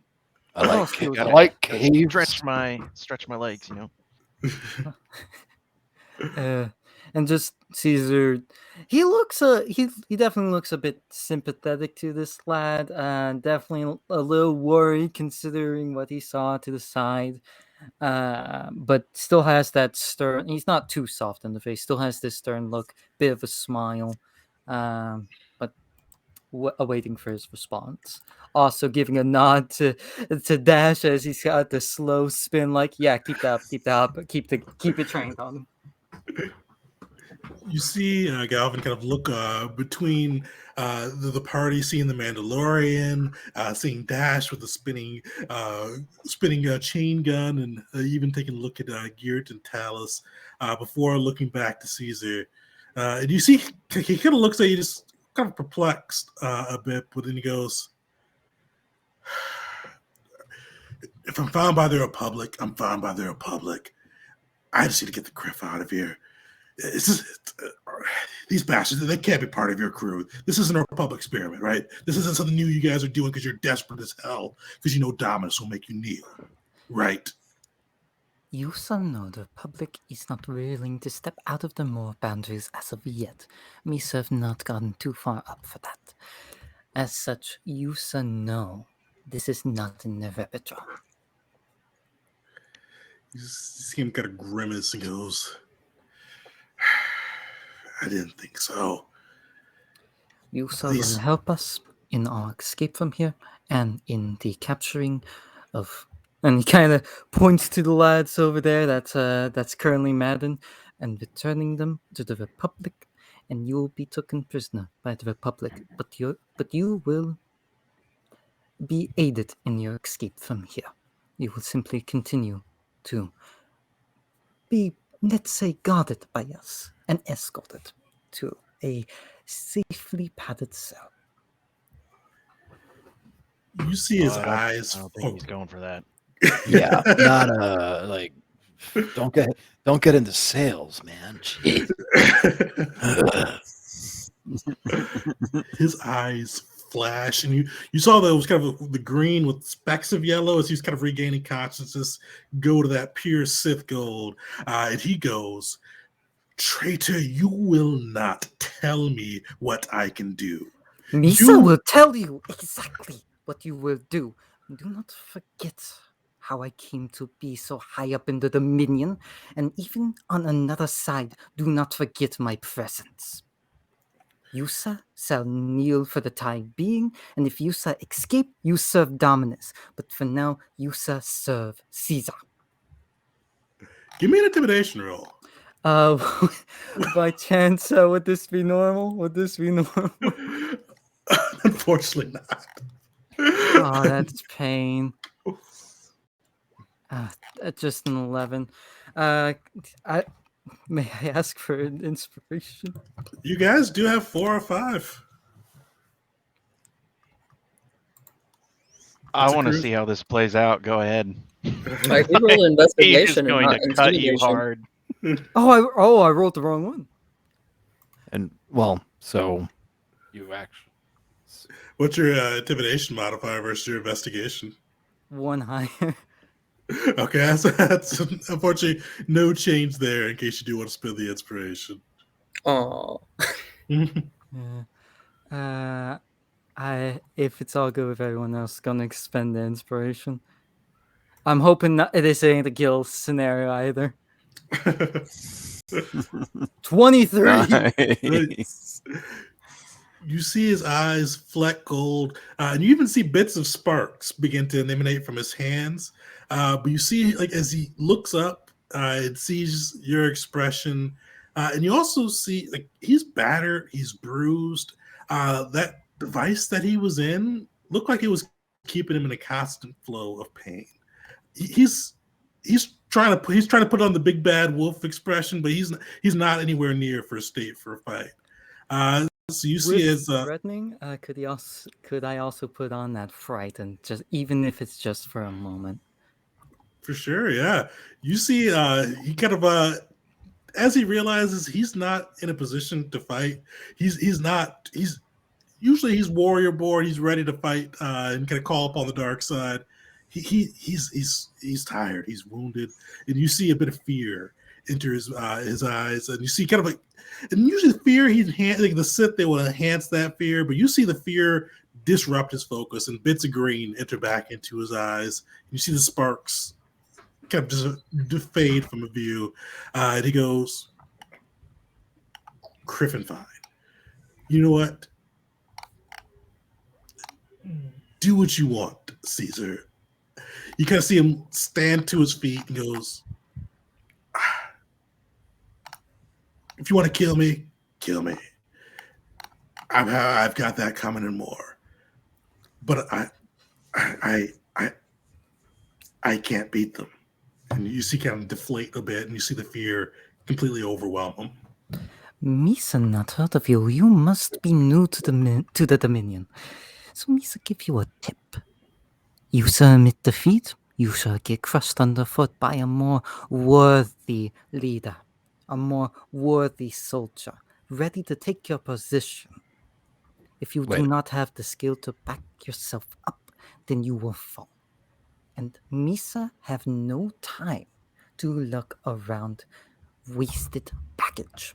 And he'll shove into his hands the flask of mouthwash and 2 vibro daggers. Follow, and do so with confidence. Wait, what do you mean you can't win? That's the least Sith-like thing I've ever heard. You see, he takes the 2 vibro daggers. It looks confused at the flask, and he looks back to the Mandalorian and Vars and goes, "They're unreal. Our squad came. We were investigating these new mines. We had lost a patrol in the area, and they sent me to investigate. Initially, things were going fine. We've conquered a few of their creatures, and I dispatched of them with ease. But waves and waves of those lizard creatures, they just sent them and at them and at them. And my soldiers and I fought, and we fought well. We burnt down a legion of them. I took the head of 10 of them personally. But eventually there was just too many of them. And they just beat and beat. And when they slaughtered my men, they took me alive. They kept me. And no questions. They didn't ask me anything. They just put me into this, and you kind of see him look with a shudder back behind him at the burning plant. They put me in whatever the hell that is. And it just broke. It just kept pulling and twisting. And it wouldn't allow me to call upon the Force. Anytime I tried to ease my pain or call upon it to burn it down, it brought more pain until I would black out again. Talos is gonna walk over and take a look at this plant. And When you go ahead. You go ahead. That's fine. Well, he's gonna gesture at the other captive / brain dead individual over there. He's gonna gesture at him and say, "Is he one of yours?" You see him kind of look and just shake his head, and a bit of sadness and disgust, and go, "He was." All right. He's gonna walk over to him with. I've got a bunch of tools. I think I've got Yeah, I've got a bunch of stuff in there. Would it be safe to say that in the tools that I do have, that I would have something that resembles like pliers or something along those lines? Yeah, you got construction tools. Yeah, you got pliers. Yeah, so I'm gonna try grabbing the coral on his face and see what happens. All right. Yeah, you grab this guy, and you'd expect, especially coming at somebody with their face with pliers, you'd expect them to react and do something. Oh, which one are you grabbing out of the way? Or question 2? The Dominion one. Oh, whoever's closest. Let's Dominion one's closest, and he was the one that's kind of just staring straight forward to you. Grab him, he continues to stare straight forward. You reach towards his face with the pliers, straight forward. Are you pulling it right up? Yeah, I'm gonna slowly kind of squeeze and see what's the consistency. Is this strong like coral? Is it fleshy? So you squeeze it, and you see pus initially come out, but then you do feel it kind of grip. And you do feel it's pretty strong in there, and definitely has that kind of a rockish type texture to it. All right, well, time for Mandalorian surgery. I'm going to give it a bit of a yank. No roll necessary. You yank it right out. And you yank because it's pretty in that guy's cheek. You rake a good section of his flashed out of his cheek. Straightforward. Still not reacting. Well, worth a shot. I'm gonna toss the coral to the ground and just turn around and walk back to the group. I think they're done for. This is not a life worth living. It's like some droid with a bolt on it. Yeah, definitely not. Reaching out. Hey, I'm home, guys. Go ahead. That wasn't me. Welcome home. Sorry, you continue? Sorry. Caesar's gonna look between Dash and the Mandalorian. If I were to order Dash, or if I were to do it myself and execute these men, I could be court-martialed. But I have no control over what a Mandalorian does anymore. No. Yeah, but we're probably heading down the same road. At least when it comes to the line of thought. He's gonna go ahead and, put the pliers away and pull out one of his daggers and be like, well,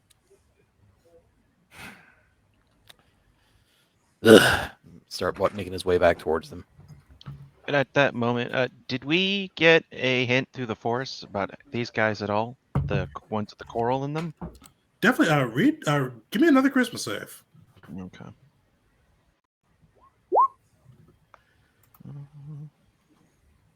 What do we got? You reach out to him, and kind of that static you've been feeling from the Chazrax and just around, you feel it lessened in these guys, but you feel like they're there. They're living. They're there. They're static. Not as bad as a static, but you can't pick up thoughts. You can't pick up like emotions like you normally can. And even as Varus pulled out the coral from their face, you couldn't feel pain. Surprisingly. And do they? I don't know if we covered this with our perception checks, but does it look like they have more coral on them than the Chazrax? Like, does it look like they're different in any way for how the coral's on them? So probably a bit less, because the Chazrax had like the two big ones on their forehead. These guys have a big one that's protruding from their cheek. And as far as you pulled it out, you do see kind of coral leaking from their bloodstream as well, from the one that got ripped out as well. Yeah. I'll turn to the Sith. His Galvan, is that his name? Yep. Okay. And I'll just kind of ask him, does it feel muted for you too? Like a black hole? Like a void where there should be something? You see kind of still frightened, he nods and just it shakes his head with his tentacles flaying behind him. Yes. I thought I was just losing my own connection. They're reptiles. You can somewhat feel them. But Carvas, the leader, he doesn't exist. Not like a droid, where the droid can still feel its individual components and feel its web in the Force. If he wasn't there in front of me, if he didn't hit me, I would have told you he was not there at all. Is he the only one? Or are there more of them? Outside of the lizards, he's the only one I've seen. Well, either way, there are a few things in this galaxy that have properties similar to that. It's not uncommon. Maybe it's just something new we haven't seen before. By the way, don't ever go to Mirkir. Just avoid that planet like the plague. Well, but yeah, it's not exactly uncommon, so I don't know what this is, but maybe it's some sort of weaponized version or something they found to use against us. When he called me out specifically, he thought I was a Jedi. I'm not, by the way. Please keep your hands to yourself. But either way, they seem to know something about us. So must be either a longtime enemy we've not heard of, or something new has come from different part of the galaxy to wreak havoc, like it does every few hundred years, it seems. And you see, as you say it, Gerd, he looks at you and goes, Jedi or not, Don't let them take you alive. They are obsessed with those who can call upon the Force. Every day he would come and watch me in this monstrosity as it inflicted pain, and he would ask, just not even questions like about our army, our nation, anything that would be strategic value. He would just ask if I embraced the pain yet. What'd you tell him? You're Sith. We all know how you feel about pain. You see him nodding, still frightened. He's still not himself yet. The first day I cursed him. The second day I called him a coward for not fighting me as his own. The third day I had no words for him. And so it continued. Yusa only lasted 3 days of consecutive torture. Rookie numbers. So Vards is going to be walking up to the Dominion brain dead prisoner, and kind of gesture back at Galvan and be like, "So, you're all right if I?" And then he just that gesture. Do what you must. He no longer has value. His name. What is his name? And you see Galvan shrug and goes, he's a servant of the Dominion. Does his name matter? You shall not know your own soldier's name. And you see Galvan kind of coming back to himself a little bit. Does it matter? He serves You Galvan. should know every single thing about your soldiers. You should know what they are, what they do. You should even know when they take a dump in the morning, let alone their name. Servant or not, servant is the baseline. Well, he's going to go for the throat and be like, well, doesn't make much difference now. And move on to the Republic and be like, Republic prisoners and be like, you sure? Any objections? Is there no way to help them? We're no Doc? idea. Yeah. I mean, So Talus went to should've- the contraption first that was holding Galvan to look at that while this entire conversation was going on. Oh, definitely. Give me a bioanalysis check. Bioanalysis. All right.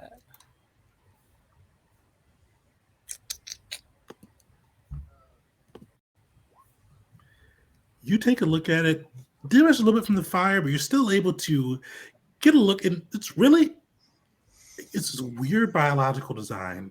It's more intricate than most plants you've come across. But one of the things you're noticing kind of in the nerve endings there, they've got you can't see one of the vines that was wrapped around Galvan before he fell. It looks like they've got like little prickers, and you can kind of take a look at them. It looks like they kind of fit well into a nerve ending.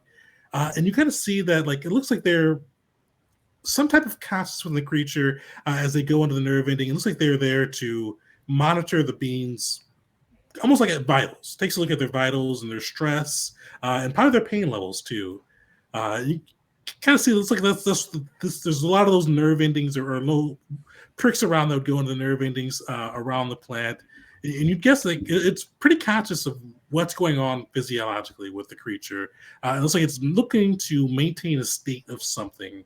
And it's still a little too burned up to get a full view, but you definitely know it's concerned with something and it's trying to keep them in a certain state. Awesome.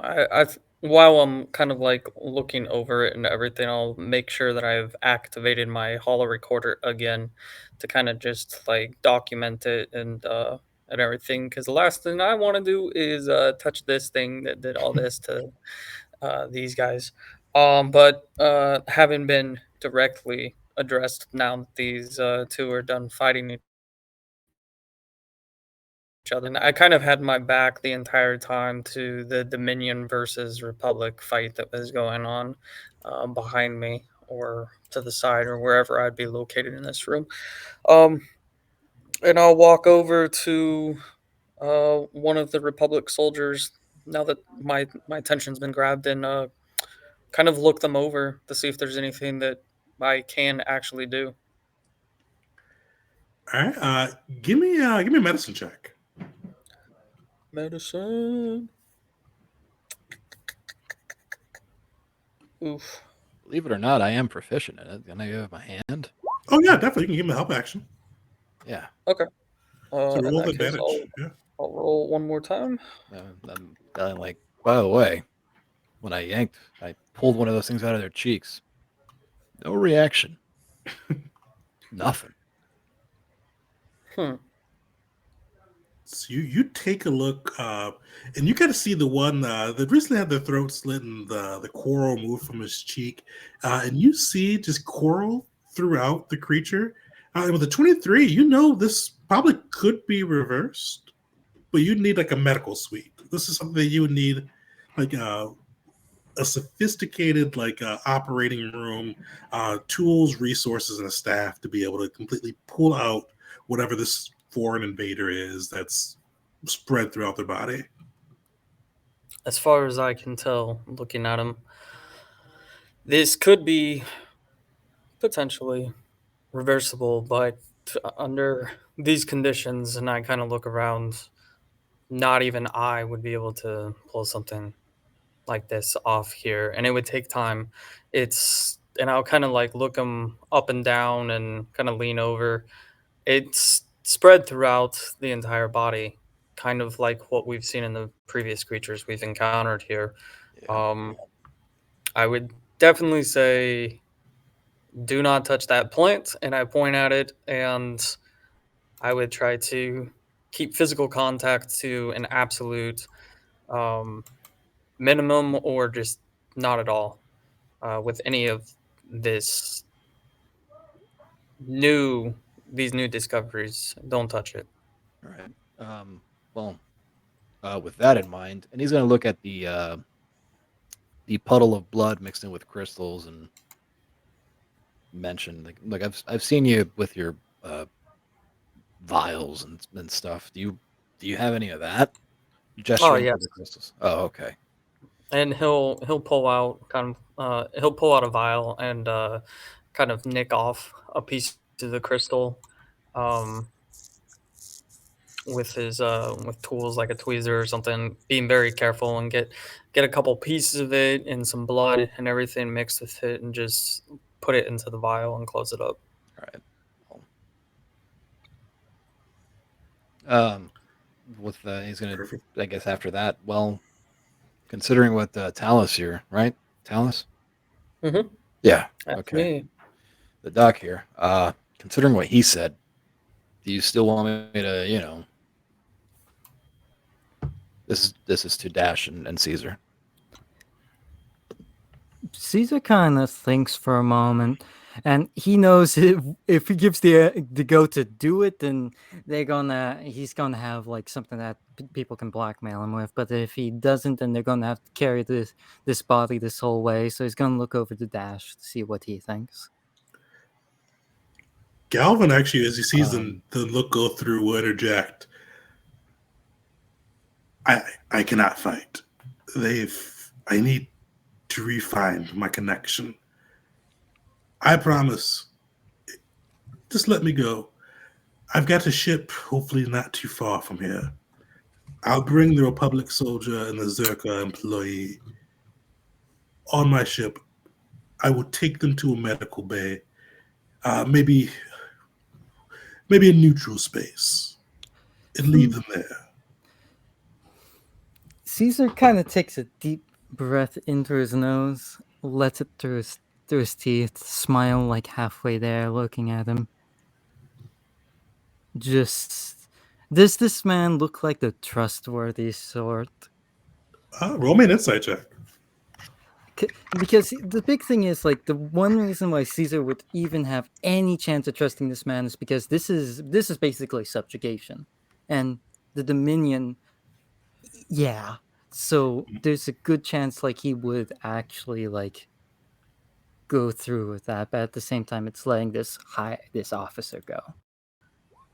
Oh Solid. God. You He take just a knows look. the Dominion. You take a look at him and you notice, because he's got that brand on the right shoulder with the kind of the golden-eyed crate dragon yellow-eyed crate dragon breaking out of golden chains. You notice kind of a small wisp of a brand beneath that as well. You can tell it looks, you can't make it out. It looks like one of the Hut cartel symbols. And you see him nod back at you. No longer frightened, but still not himself, still not his full usual sithiness. And he goes, I give you my word. If you let me go, I will not bring the Republic soldier to the Dominion. I'll leave him in Hapes or somewhere else where I can leave him without drawing attention. And I'll bring the Zerka employee back to a base where they can find their passage home. We may study the Zerka employee for a bit, just to understand what is going on.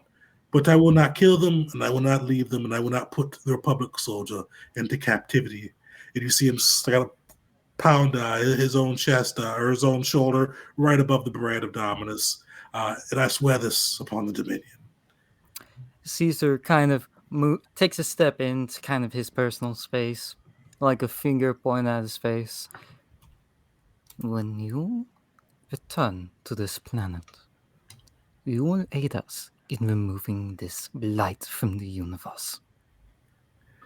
If that means the total eradication of these creatures here, their plant life, their biological engineering and equipment, so be it. But you will aid the Republic, and the Republic will be rid of these creatures, so we can continue with our proper warfare. You see his eyes blaze yellow again, and he goes, when I come back, I am coming back with a Dominion warship, and I will burn this planet to the criffing ground if I need to. Caesar kind of gives him a nod, like this, like approving nod, like yeah, and then kind of gives him a look, like, but you really shouldn't have told Misa you do that. I am still an enemy.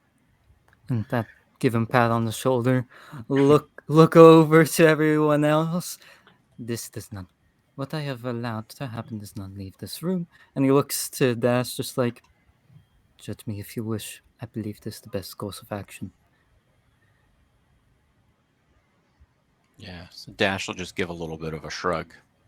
And, I mean, that's not a bad deal. The one guy goes and gets fixed out, and then the other people that helped him get to figure out how they did it, and the other guy gets to go to Hapes, where everybody's incredibly hot. So I don't see how this looks like everybody wins. And then he said he's going to come back and burn this place to the ground.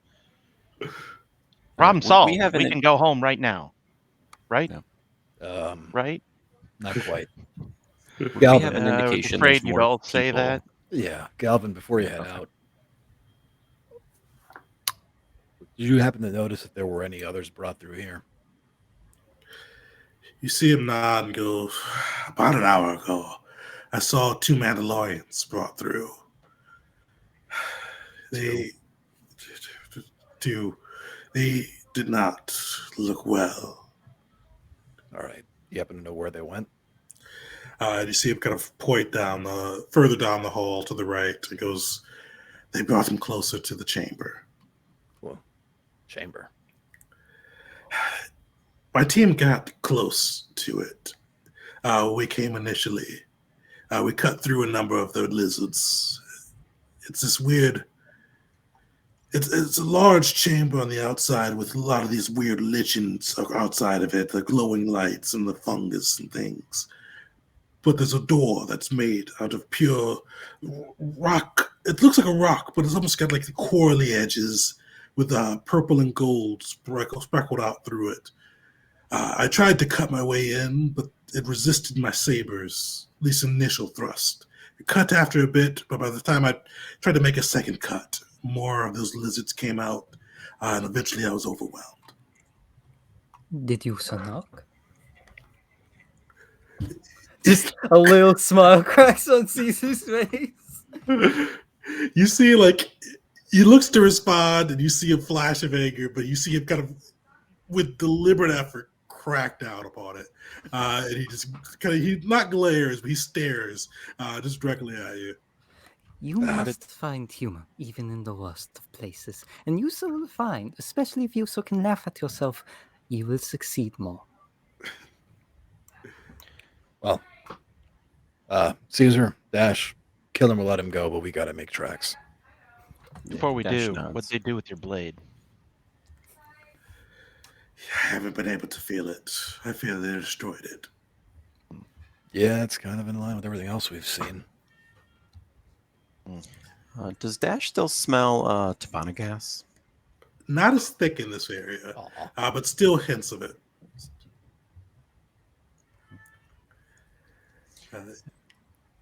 Go ahead. So Dash is just going to recommend to the group. He says, if we can find one of the ruptures that the gas is coming out of and build up a little bit of pressure, rig it to blow, maybe we bring this whole place to the ground. Absolutely not. That is not going to happen. It would be a beautiful spectacle, but a waste of the abundance. Far less Yes. grenades for the future.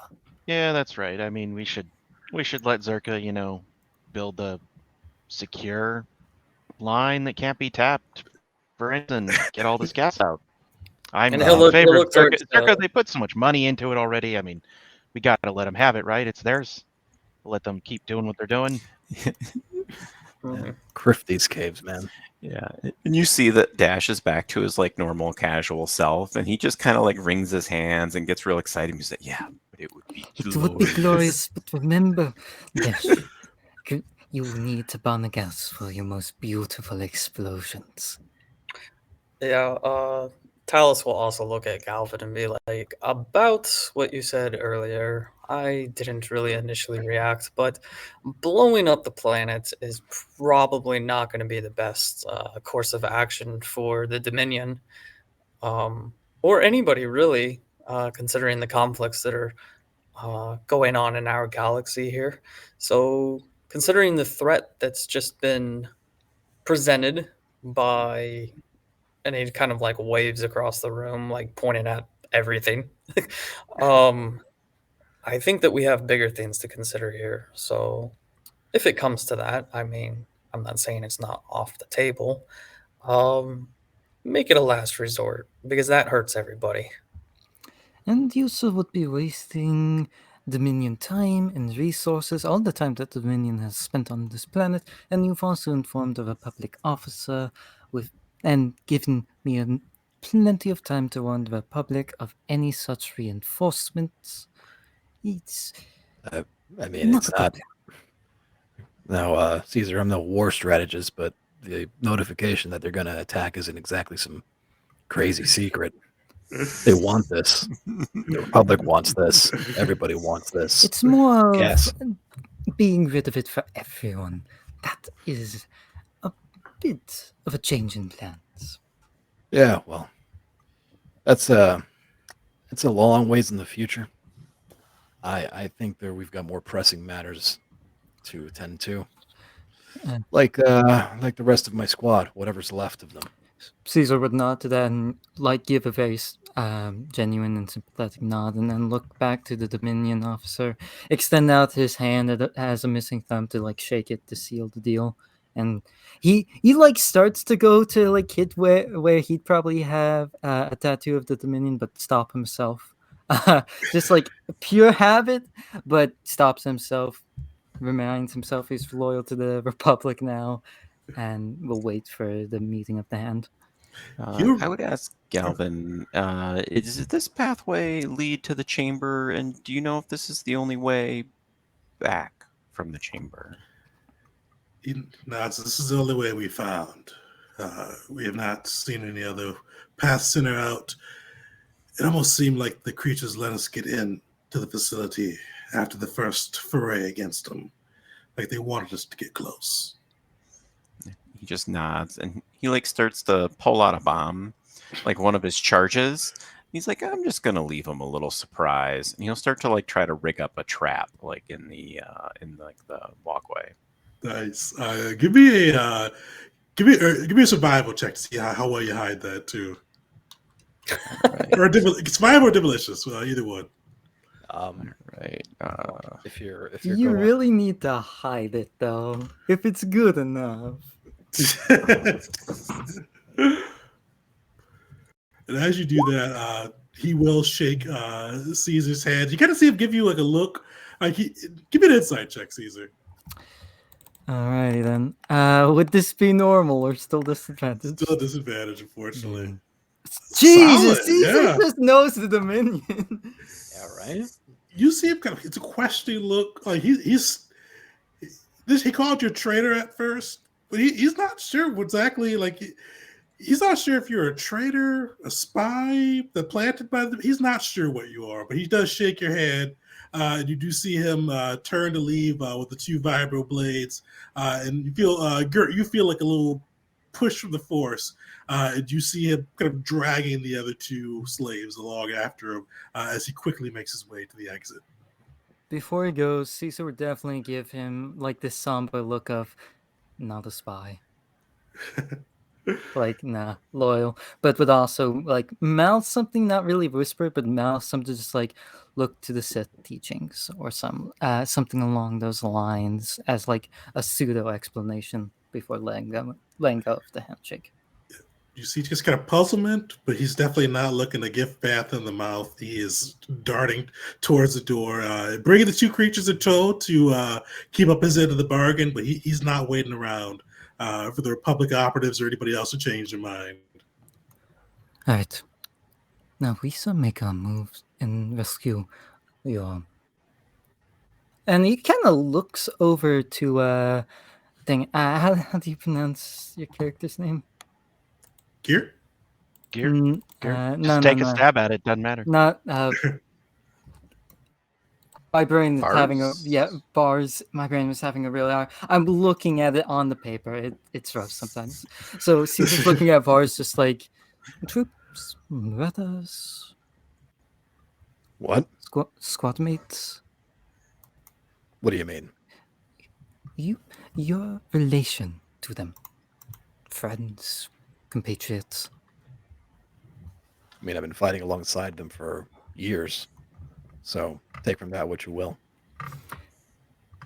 We aid you in your rescue of them, and we strike at the heart of these things. And we get you. In the meantime, you can get the Republic vital intel on whatever they are. You know, everybody wins, right? Caesar would give a nod. Whatever the hell it is, it cowed the Sith, and it can't be detected in the Force. Yeah. I can't help but get some sense of dread from that. I don't know too many things in this galaxy capable of doing that. Well, We are walking into a trap. Is it not exhilarating? Not how I'd phrase that, but I having spent the last, I don't know, how long has it been? Like an hour? Yeah, probably about 2 hours altogether in there. The last couple hours of my life with you. Yeah, you seems like your kind of thing. Right. Just charging in and can't wait. Dash. I'm gonna stay in the back though, just to kind of gauge where I would best fit in your plan. Well, right? I'm not gonna run away or anything, but in case I need to, maybe that's the strategy. Like I run back to the ship and get off the planet and go tell somebody else what's going on while you guys just, take care of this. Someone's got to tell them, right? Might as well be me. I'm old. I'm not as good as you guys, I have a cane for a reason. And it's clearly not a cane. Misa no Force users, and Force users merely get stronger with age. You are not fooling anyone. Well, I mean, until they die, and then they're dead. You don't get strong when you're dead. No one does. Oh, okay, maybe there's been a few exceptions to that, but Like generally about speaking, to we like... don't get stronger and die. So But, Long story short, you'll be in the back.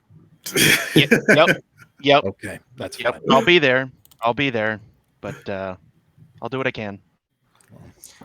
Dash should understand what it's like to fight for squad mates, and he would just give you a sincere look and say, "Let's go get your crew." And then he would point to the bomb on the ground. And he says, "Don't trip on that." Caesar's going to take Talus, like put his hands on him, turn his head.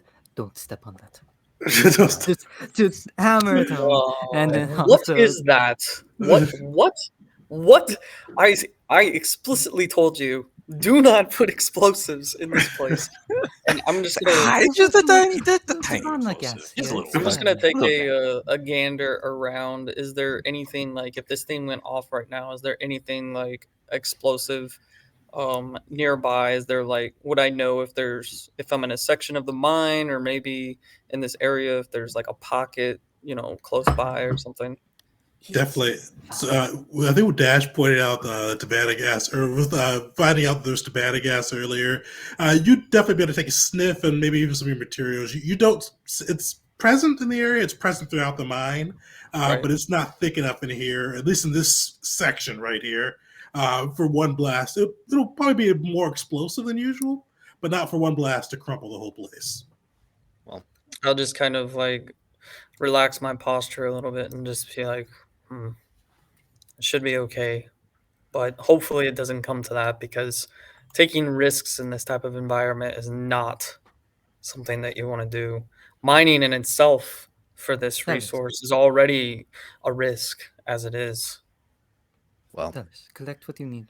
We're heading out. yeah. For what it's worth, I know you all have your own reasons, but I do appreciate it. Anybody else wondering how the hell these guys managed to dig in here without Zerka even knowing about it? I mean, they're in your mind. How does that happen? That's That's a good question, actually.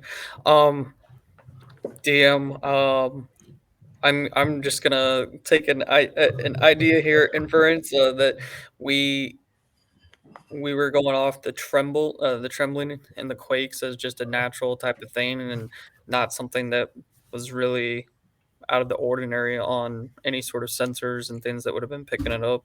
Oh, 100%. Yeah, Zerka definitely thought this was just kind of natural, and they lose sensors or their mining equipment every now and then, especially with it being a war zone. They've got to keep track of the Republic and the Dominion doing things. They saw it as acceptable losses until they started seeing too much of a hit to their profit with the mine returns. Gotcha. And yeah, that's exactly what I would iterate to you guys. And I actually forgot to take a closer look at the walls and everything that were carved out that we were walking through. all things considered, it's understandable. We don't know what we're walking into. He's gonna grab one of the grenades that he has hanging off of his bandolier and present it to Dash, as like, you want to make that bigger? Dash again, just like lights up. He's like, "Ooh, okay, if you insist," and he'll take it and like maybe wire it in somehow. Well, considering that the Sith mentioned hordes and hordes of these things, a big explosion might just make sure we have a way out of here. Or we're trapped. I don't know. Either way. Well, if there's lots of them funneling down into a kill zone, that'd be beneficial. Yeah. Anything Like to smoke. help us get the advantage on the numbers.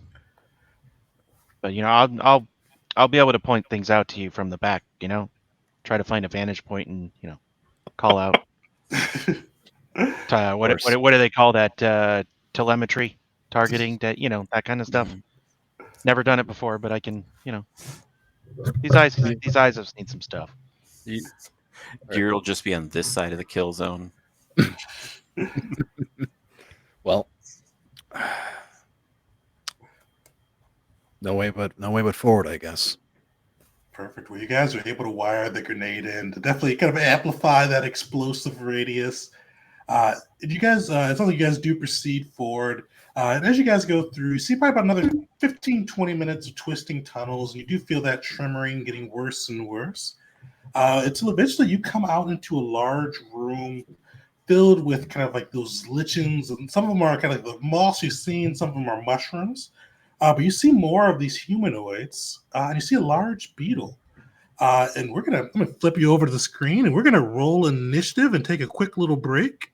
And then we're gonna see how you guys do against this big beetle, which I'll describe in a little bit later after we get back from break. So you guys will be coming from this tunnel up on the top. So throw yourselves in to initiative, and we'll be right back. All right. I'm ready.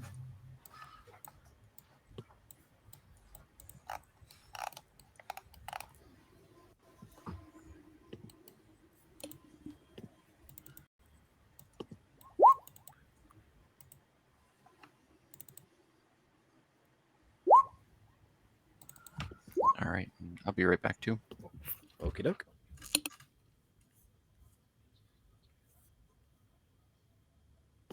My initiative is so bad. I mean, All right, it's a good thing you're way back there, right? Yep. That's why I'm in the back. Telemetry. Then, I'm going to think of some other big fancy words for firing with firing parameters, and I don't know. I'll figure it out. Artillery trajectory. The battlefield strategy oversight.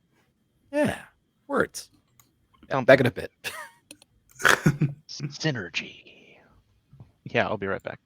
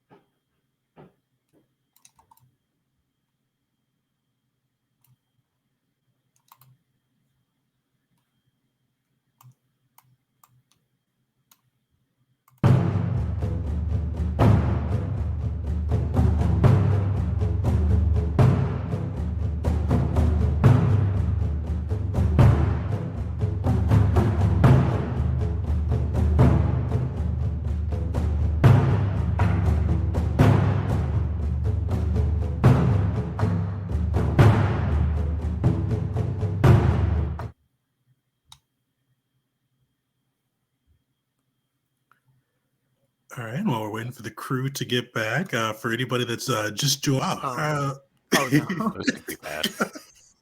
I did not realize that. You see one of them plod forward. This is one of the Zabraki. It's just mindlessly plod forward, getting into the kind of just water of the cave. And you see him pick up a rock that he's going to throw at you, Dash.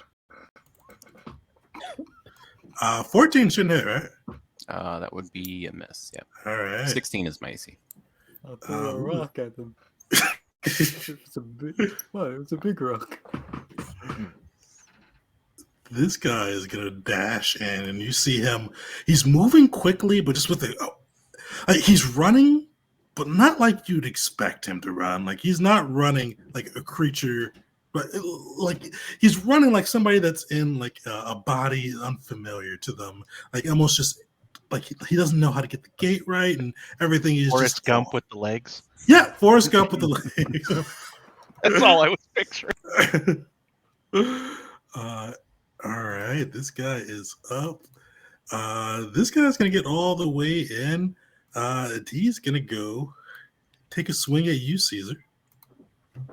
I'm gonna see him coming. I'm gonna use the snapshot to go ahead and try to use my reaction to hit him. Sure. Okay, let's see. Hey, That'll hit. Pew pew.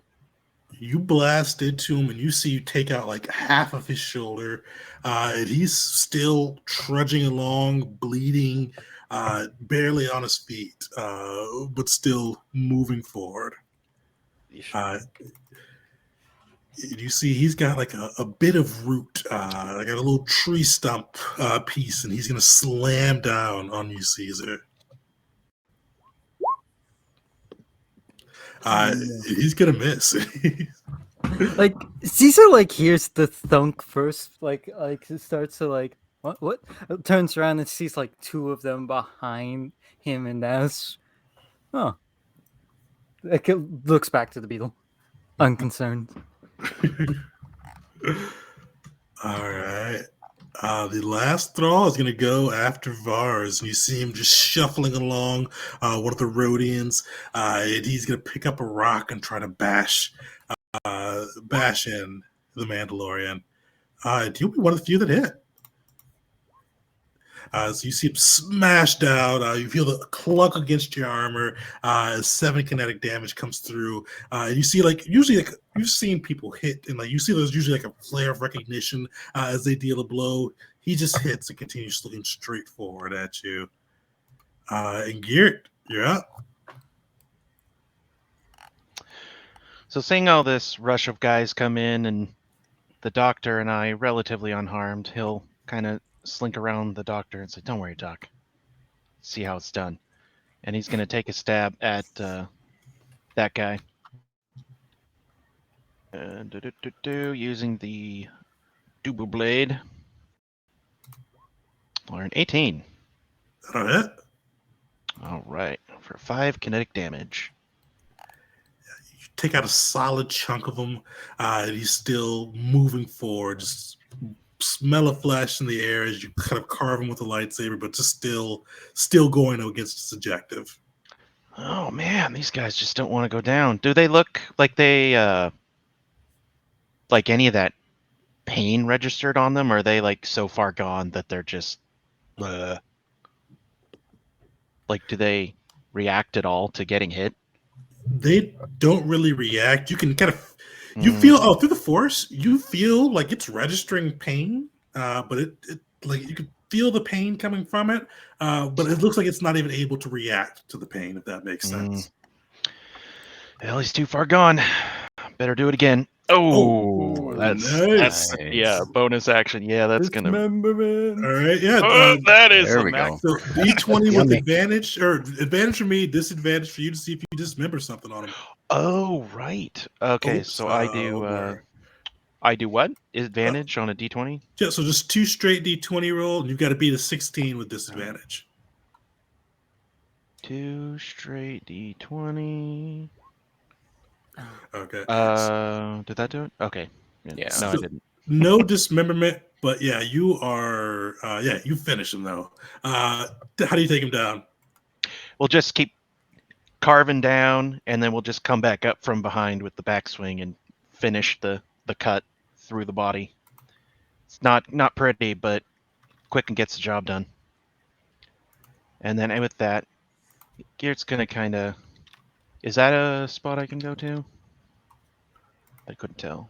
Oh, which one? Kind of wants to slink along. Oh, the yeah, wall. you It can go was there. Yeah. this spot. Yeah. Hmm. So that was 5. Kind of pop right to about there.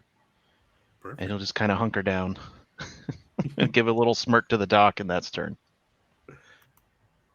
Talus, you're up. All right. Seeing the smirk, I'm gonna drop my smirk as I see him move further away from me, and I'm just like, "No, come back!" But it's too late now. So I'm gonna cast use tactical barrier on the Mandalorian here. So he will get a +2 to his AC, and I am also going to use my explosive dispersal system, and it's also a smart one at that. So I'll link both of those real quick in the chat. But basically, everybody within a 10-foot radius, so however that would work to get all of us right there in that immediate area, are about to get temporary hit points. Where's that at? Invigorating mix. And I'm also going to add my potent aptitude to that as well.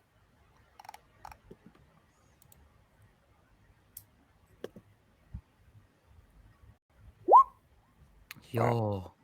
So Nice. everybody gets 10 temporary HP until the end of my next turn. Very neat. Even me from being all the way over there? I think you're too far. It's a 10-foot radius. Yeah, that's fine. Yeah, you'd be too. I was just surprised. I was like, oh, really? I thought I was way too far out. Dude, that's still crazy to me. That's really big. Mm-hmm. All right, so you guys see Talos' invention goes off and feel a little bit of renewed vigor. And one more, the last thrall is gonna go. He's gonna rush forward. You see, he's gonna try to bash you in with the rock dash. He's gonna miss. You see, he's just no finesse, no warrior instinct. He tries to smash towards you, but you see, he's clearly not. His head's not in the game. Dash. Oh, go ahead. Oh, sorry. Just keep firing. Keep firing. Yeah, so Dash is gonna use bonus action reload, and then so he's gonna kind of follow Caesar's direction here, and he's just gonna keep firing at the beetle, hoping that you guys can get all these little things off him, trying to smack him with rocks. So 16, another dex save. All right.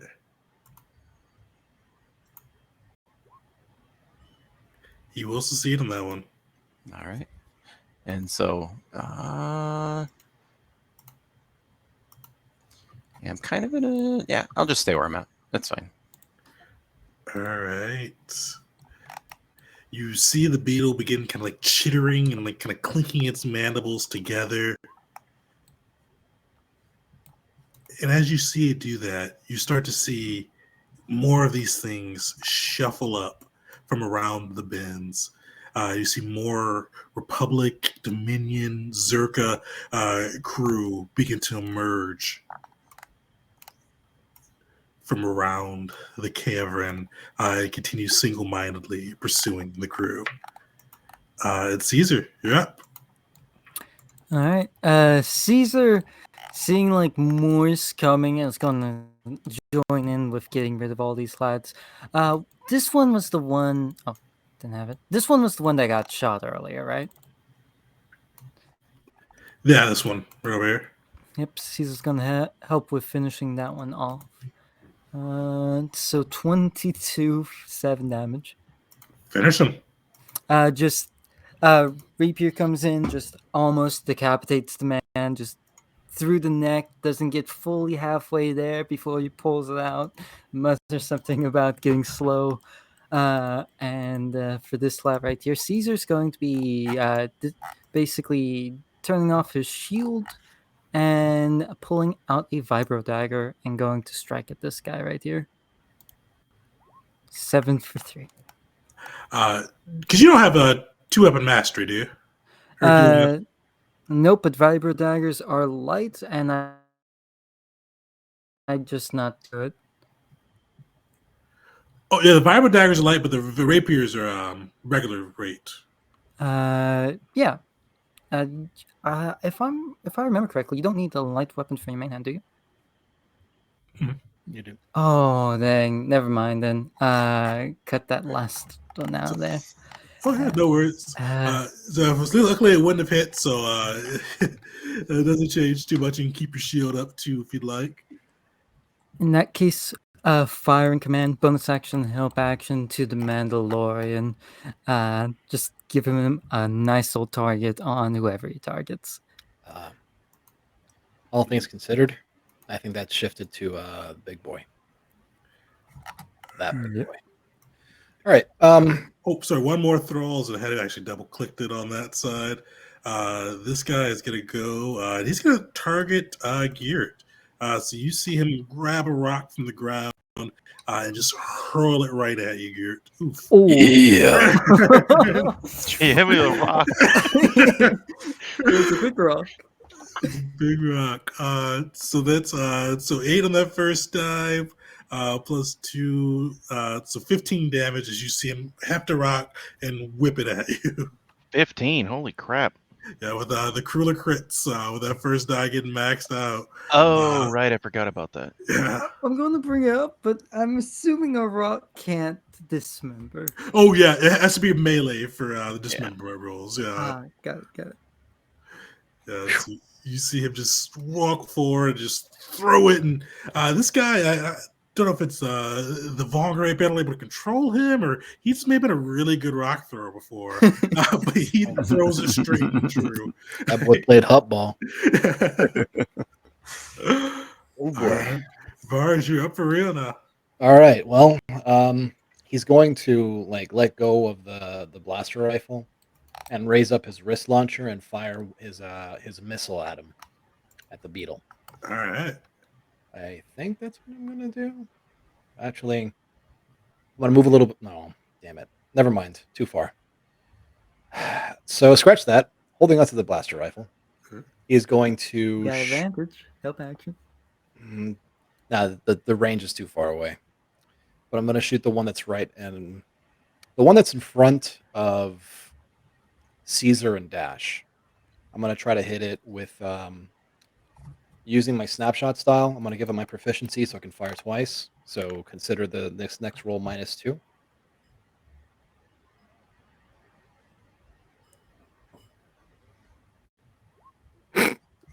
Oh, wait. Advantage, right? You got advantage, yeah. Advantage, Yeah. Okay.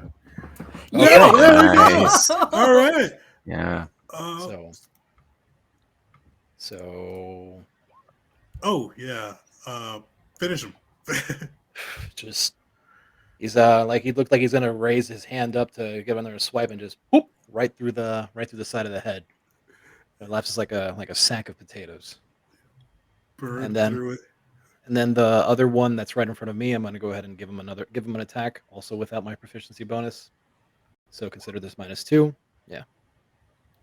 But I'm gonna burn it defiant. Screw it. I want to hit him. All right. I don't know if that hits or not, but it won't hit with the -2, but with that +2, it will hit. So, nice. Okay. So doing that, where is that? There we go. I'm also going to use pushing attack. All right. Finish him. Another shot in the gut, and collapses forward, trying to keep his, just another sack of bricks. You see him clamber down, and you notice these guys like they're not wearing any armor, and they're moving like they're not. You've seen people in combat where they're ducking and dodging, looking like they're trying to evade blast. These guys are just moving straight forward, straight at you. They're not really too concerned about keeping mobile. All right. That being said, I'm going to move up 2, and that will wrap it up for Vars. All right. You see one of the ones that emerged from the cavern. They're going to move forward. You see this guy. He picks up his own shoe and hurls it at 4 Vars. I'm going to try to take a shot at him. Yeah, you see it go and just Charlie Brown football, just like right in front of him. Right? Is there at least a reaction with this guy? Is there at least a reaction with that? No twitch reaction, but you do see he's cutting his feet as he now moves barefoot through the wall. All right, I'm gonna try to pop him off. All right. So that will miss. Okay. Wait. I think I got something for this. Yes, I do. Targeted strike. Caesar just just kind of pointing for the feet. That's protected on the feet anymore. All right. That will hit. That will. They have a 13, so that little bump puts you over the top. Okay. So. Nice. Oh yeah, finish him. Okay. Damn, right there. I kneecap him, and I guess he crushes his face when he lands. All that forward momentum just wham. You see him just crashing on that side as another thrall goes down. The thrall herder is up. Oh, is he gonna pick on? It's gonna pick on you, Vars. After seeing it burn down a couple of its offspring, or a couple of its charges, I should say. It's gonna reach out to you, and you start to feel your armor being pulled and pulled closer. So give me a DC 15 strength saving throw. Nice. You guys are not falling for the tractor beam. You hold your position, gotta get that your stance in there, and it doesn't move you an inch. Digging in those Something heels. about this image right here of Dash and Vars just mowing things down with blaster fire as this thing's trying its best to use gravity to yoink them in. And then the rock. The rock. And then the rock. Randy Johnson out of nowhere. That's why you gotta wear a helmet. Keep that Charlie Brown image going. Everybody else is getting gravity and other things. Gear got a rock. I've taken 2 critical hits, and they have dropped my health down to damn near nothing each time. Oh yeah, you took the crit last time. Yeah. Yeah. Yep. Well, it sucks because I Mhm. thought the armor of Abeloth would help, but it doesn't help when someone throws a rock at you. They have to be next to you hitting you. Ah, So like, well, that did nothing. Oh well. Poor Garrett. We've got one of the other thralls. This guy's gonna run up. He's just gonna start smashing his fist into Dash. You see his fist come in, like bits of quarrly outgrowth from his hands. It looks like the infection has spread. And that one will hit. For 5 kinetic damage, you see him just raging against the Republic soldier. This guy. and I still have 10 hit points, or did that fall off? Does that last until the start of your next turn, Talus? To the end of his next turn, if I remember correctly. Oh, end of his next turn. Oh yeah, so you begin. Cool. All right. This guy is going to forcibly pick on you, Garrett. After hitting you with that rock, he's going to try to get in range and beat you down a little bit, too. That will hit. Oof, that's a nasty one, too. That is. So I you am at see- 1 HP. Oh. You see blood coming off as this guy's corally hands start connecting with Geert. But Geert, you're up. It's your chance to return, strike back. Garrett he's been in some bar fights before, but nothing quite like this. This one's a bit odd to him, but he knows what to do. He just firmly grabs his double blade and just starts swiping. Nothing much you can do but get out from underneath it, 4 damage, if that hits. That'll hit. All right. And he just keeps stabbing. It's desperate now. 13? Is that it? Just hits. For 7 points of damage. Finish him. He's just gonna kind of cut into the midriff and just see it slowly like separate, like almost like it rotted away. Like, yeah, like what the hell's wrong with these things? It's like either way, I need to rally. He's gonna hurry back to his little corner. And that's it. All right. Talus, you're up. All right. I will turn to him as he's running up, and I will bonus action Koto pack you. Thank you. For 6 healing. I'll take it. Thank you. And I will also give you some temporary HP. Oh, I'm so glad we have a healer. I have a -1 wisdom. Heal wouldn't exactly work. Oh, yeah. You get six actual health back. You'll have 9 temp HP until the end of my next turn. And Okay. everybody else that has THP just lost it. Next. Okay. All right. Thank you. All right. You feel that Kolto invigorating you as he gives you a little helping hand there. And Dash, you're back up. All right, seeing this dude keep smacking me with this coral fist, I'm gonna slide, try to slide around him a little bit. So I'll move over and kind of down here, and I'll keep firing on the beetle. Oh, and I forgot last time, so we won't worry about it. But if I miss with this, it's still 4 damage if they. Oh, could you get the gunning save. mastery, right? Yeah. And so I'll take another shot at the beetle. All right. I think I clicked on it. Nice. 24 damage again. Ooh, it super fails. Yeah, you burn into it. You see bits of its exoskeleton start to burn away, and it's starting to limp a little bit. You see it's kind of slowly chittering, and it doesn't seem like it has as much oomph as it has before. All right, nice. So I'll just kind of point out that it's starting to falter, and that'll be Dash's turn.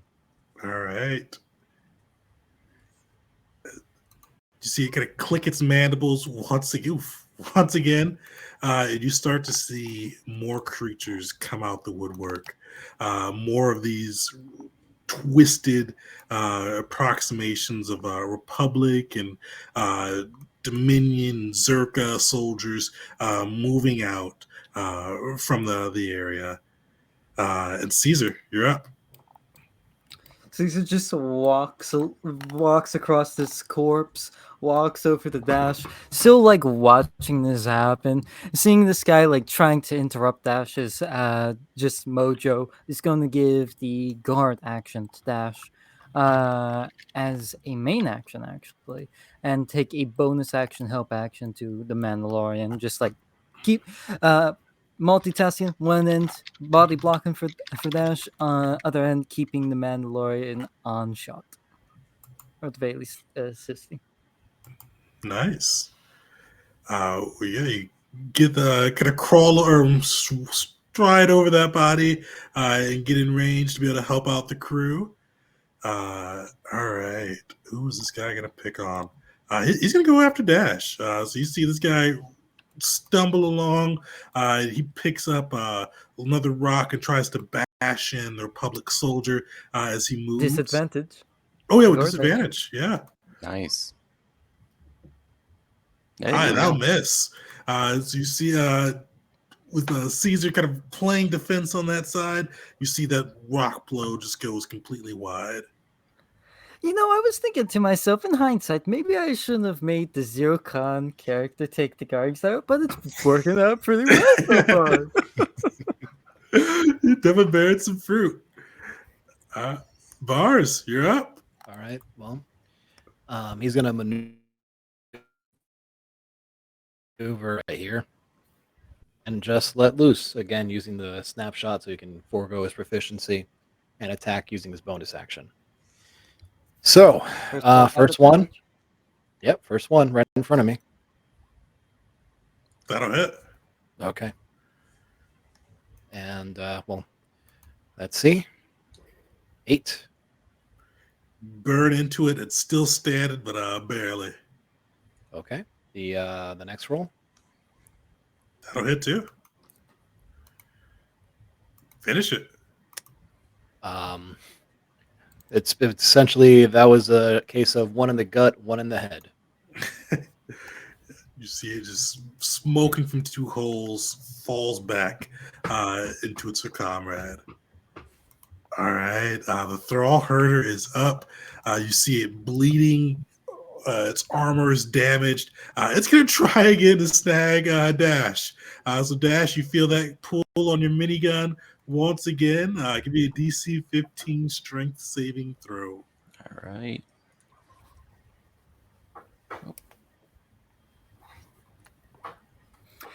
Oof. With the guard action, could Caesar interpose himself to get into the tractor beam to save Dash?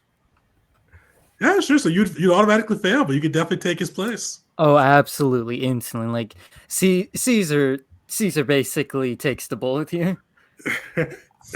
Yeah, so Dash, you feel the pull on you, but you see the Gungan throw himself in and get pulled closer to the thrall herder.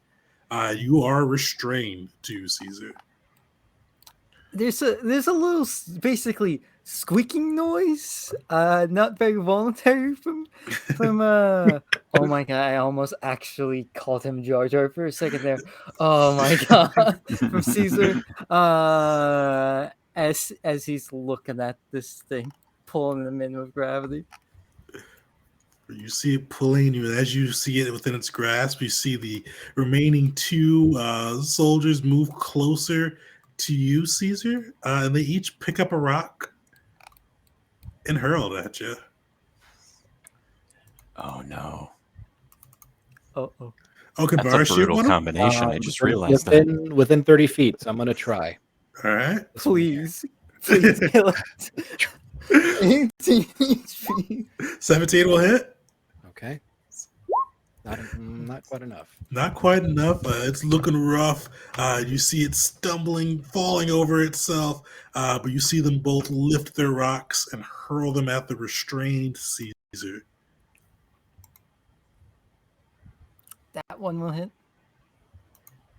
That one will hit. Yeah, All right. Caesar might be going. Yeah, he's still up. He's still up, yeah. So you smacked on each side by the rocks, but you're not feeling great, but you are still up. All right, Gear, you're up.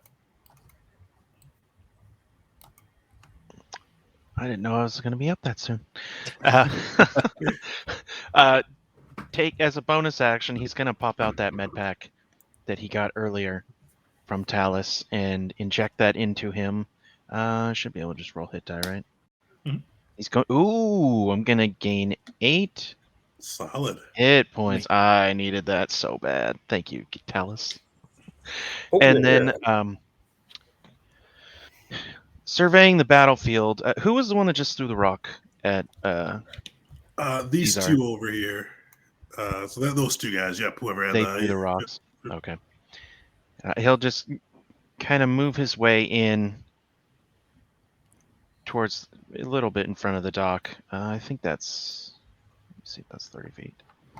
Perfect. To within range, and he's just see. It doesn't feel good when you get hit by rocks, does it? Now let me throw something at you, and he's going to extend a hand and shoot at this thrall with shock.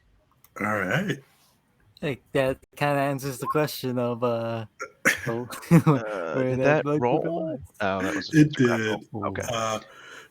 So you- Hold on. There is something. If Caesar's restrained, does that take away his reactions? no, you still have reactions. Restrained. It's kind of goofy, but target destroyed. I will burn my last one for pure. So what does That's Caesar super say as he's restrained by this tractor beam? I should have thought about this one. Just it's just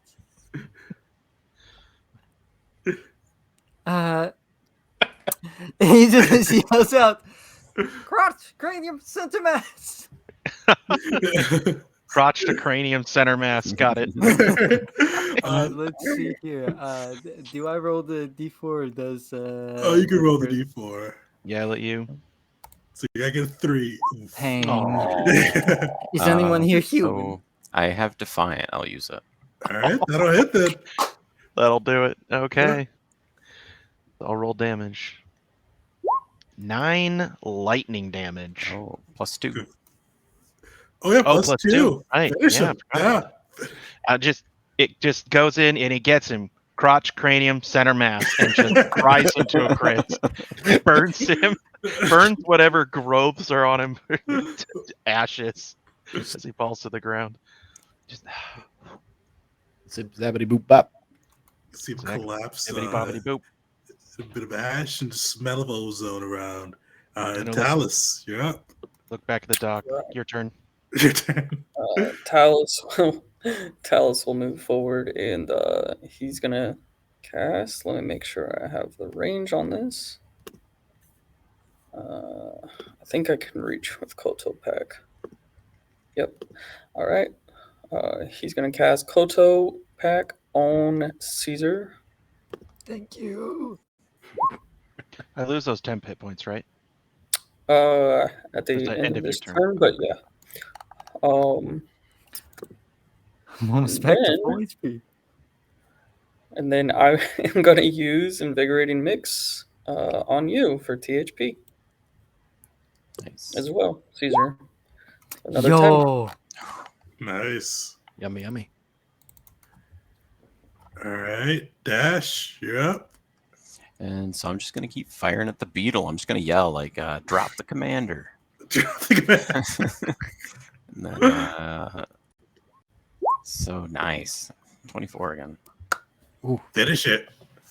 Yeah. So as I kind of see some of the kind of the armor, the shell start to fall off, I'll just train right on that and just like keep firing right into like the exposed underbelly. You blast through it, and you see just flesh being peeled off of it as those blaster bolts go through. And as you see the thrall herder fall, you hear kind of a wail come from the remaining thralls. They, for the first time, that you see emotion, but it's not like fear, panic, or anything like that. It's a frenzy. Like they look erratic. You see them looking around, looking at even each other, and you just see pure chaos erupting as the beast goes down. is it like, do they look sane or insane? Oh, certainly insane.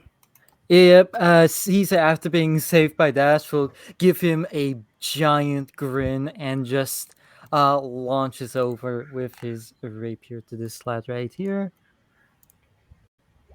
Oh my god. As he's going, he kind of launches over, but he gets into the water, starts to slip a little bit, completely off. That rocky hit though it's got a little bit of a gash. Bonus action, help action to the Mandalorian. All right. You see the thrall just like looking around, just completely out of it. It's gonna attack. It's surrounded by enemies. It's gonna attack you, Dash. Not an advantage, though, so that'll be regular. So I think a 15 will miss, right? 15 misses. Yeah. Yeah. So you see it just kind of looking around and just lashing out wildly. No stratagem, no really thought to what it's doing. And Vars, you're up. All right, gonna maneuver right down here into behind this thing, and I'm gonna attack without my proficiency, so I can use my bonus action to hit.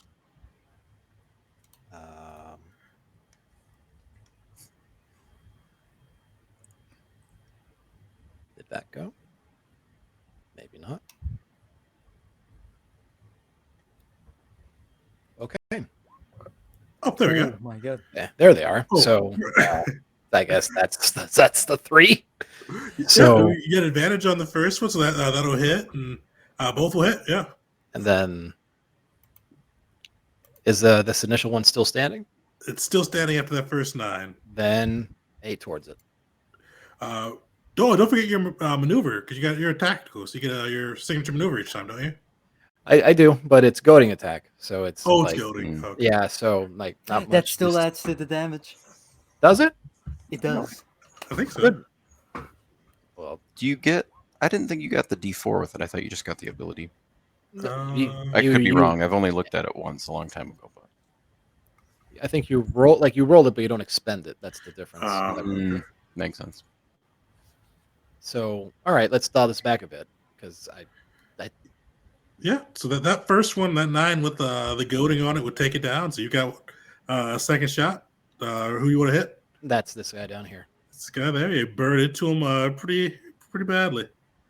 All right, and that'll do it. All right. This guy still same thing, just completely frenzied. He's gonna go after you, poor Caesar. You see him raising one. Could blast him. I'm gonna try to. All With right. reaction. That'll hit. You should be able to finish him with that. Yeah. You put the 5. Burn him down. How's he take him down? So as he's like running towards Caesar with, ready to like lay down a strike, I'm just gonna like, nope, just shoot him right in the legs as he's moving forward, so he falls face down in the water. He's kind of just floating. Comes crashing to a halt in the water. All right, Geert, you're up. So what all? We just got the one guy over there still, and Yeah, the dead just beetle. The dead beetle and the one crazy looking thrall, little Rhodian who's still alive. Oh, all the way over here. Let's see here. You say it's just a Rhodian? Yep, just a Rhodian thrall, yeah. 30.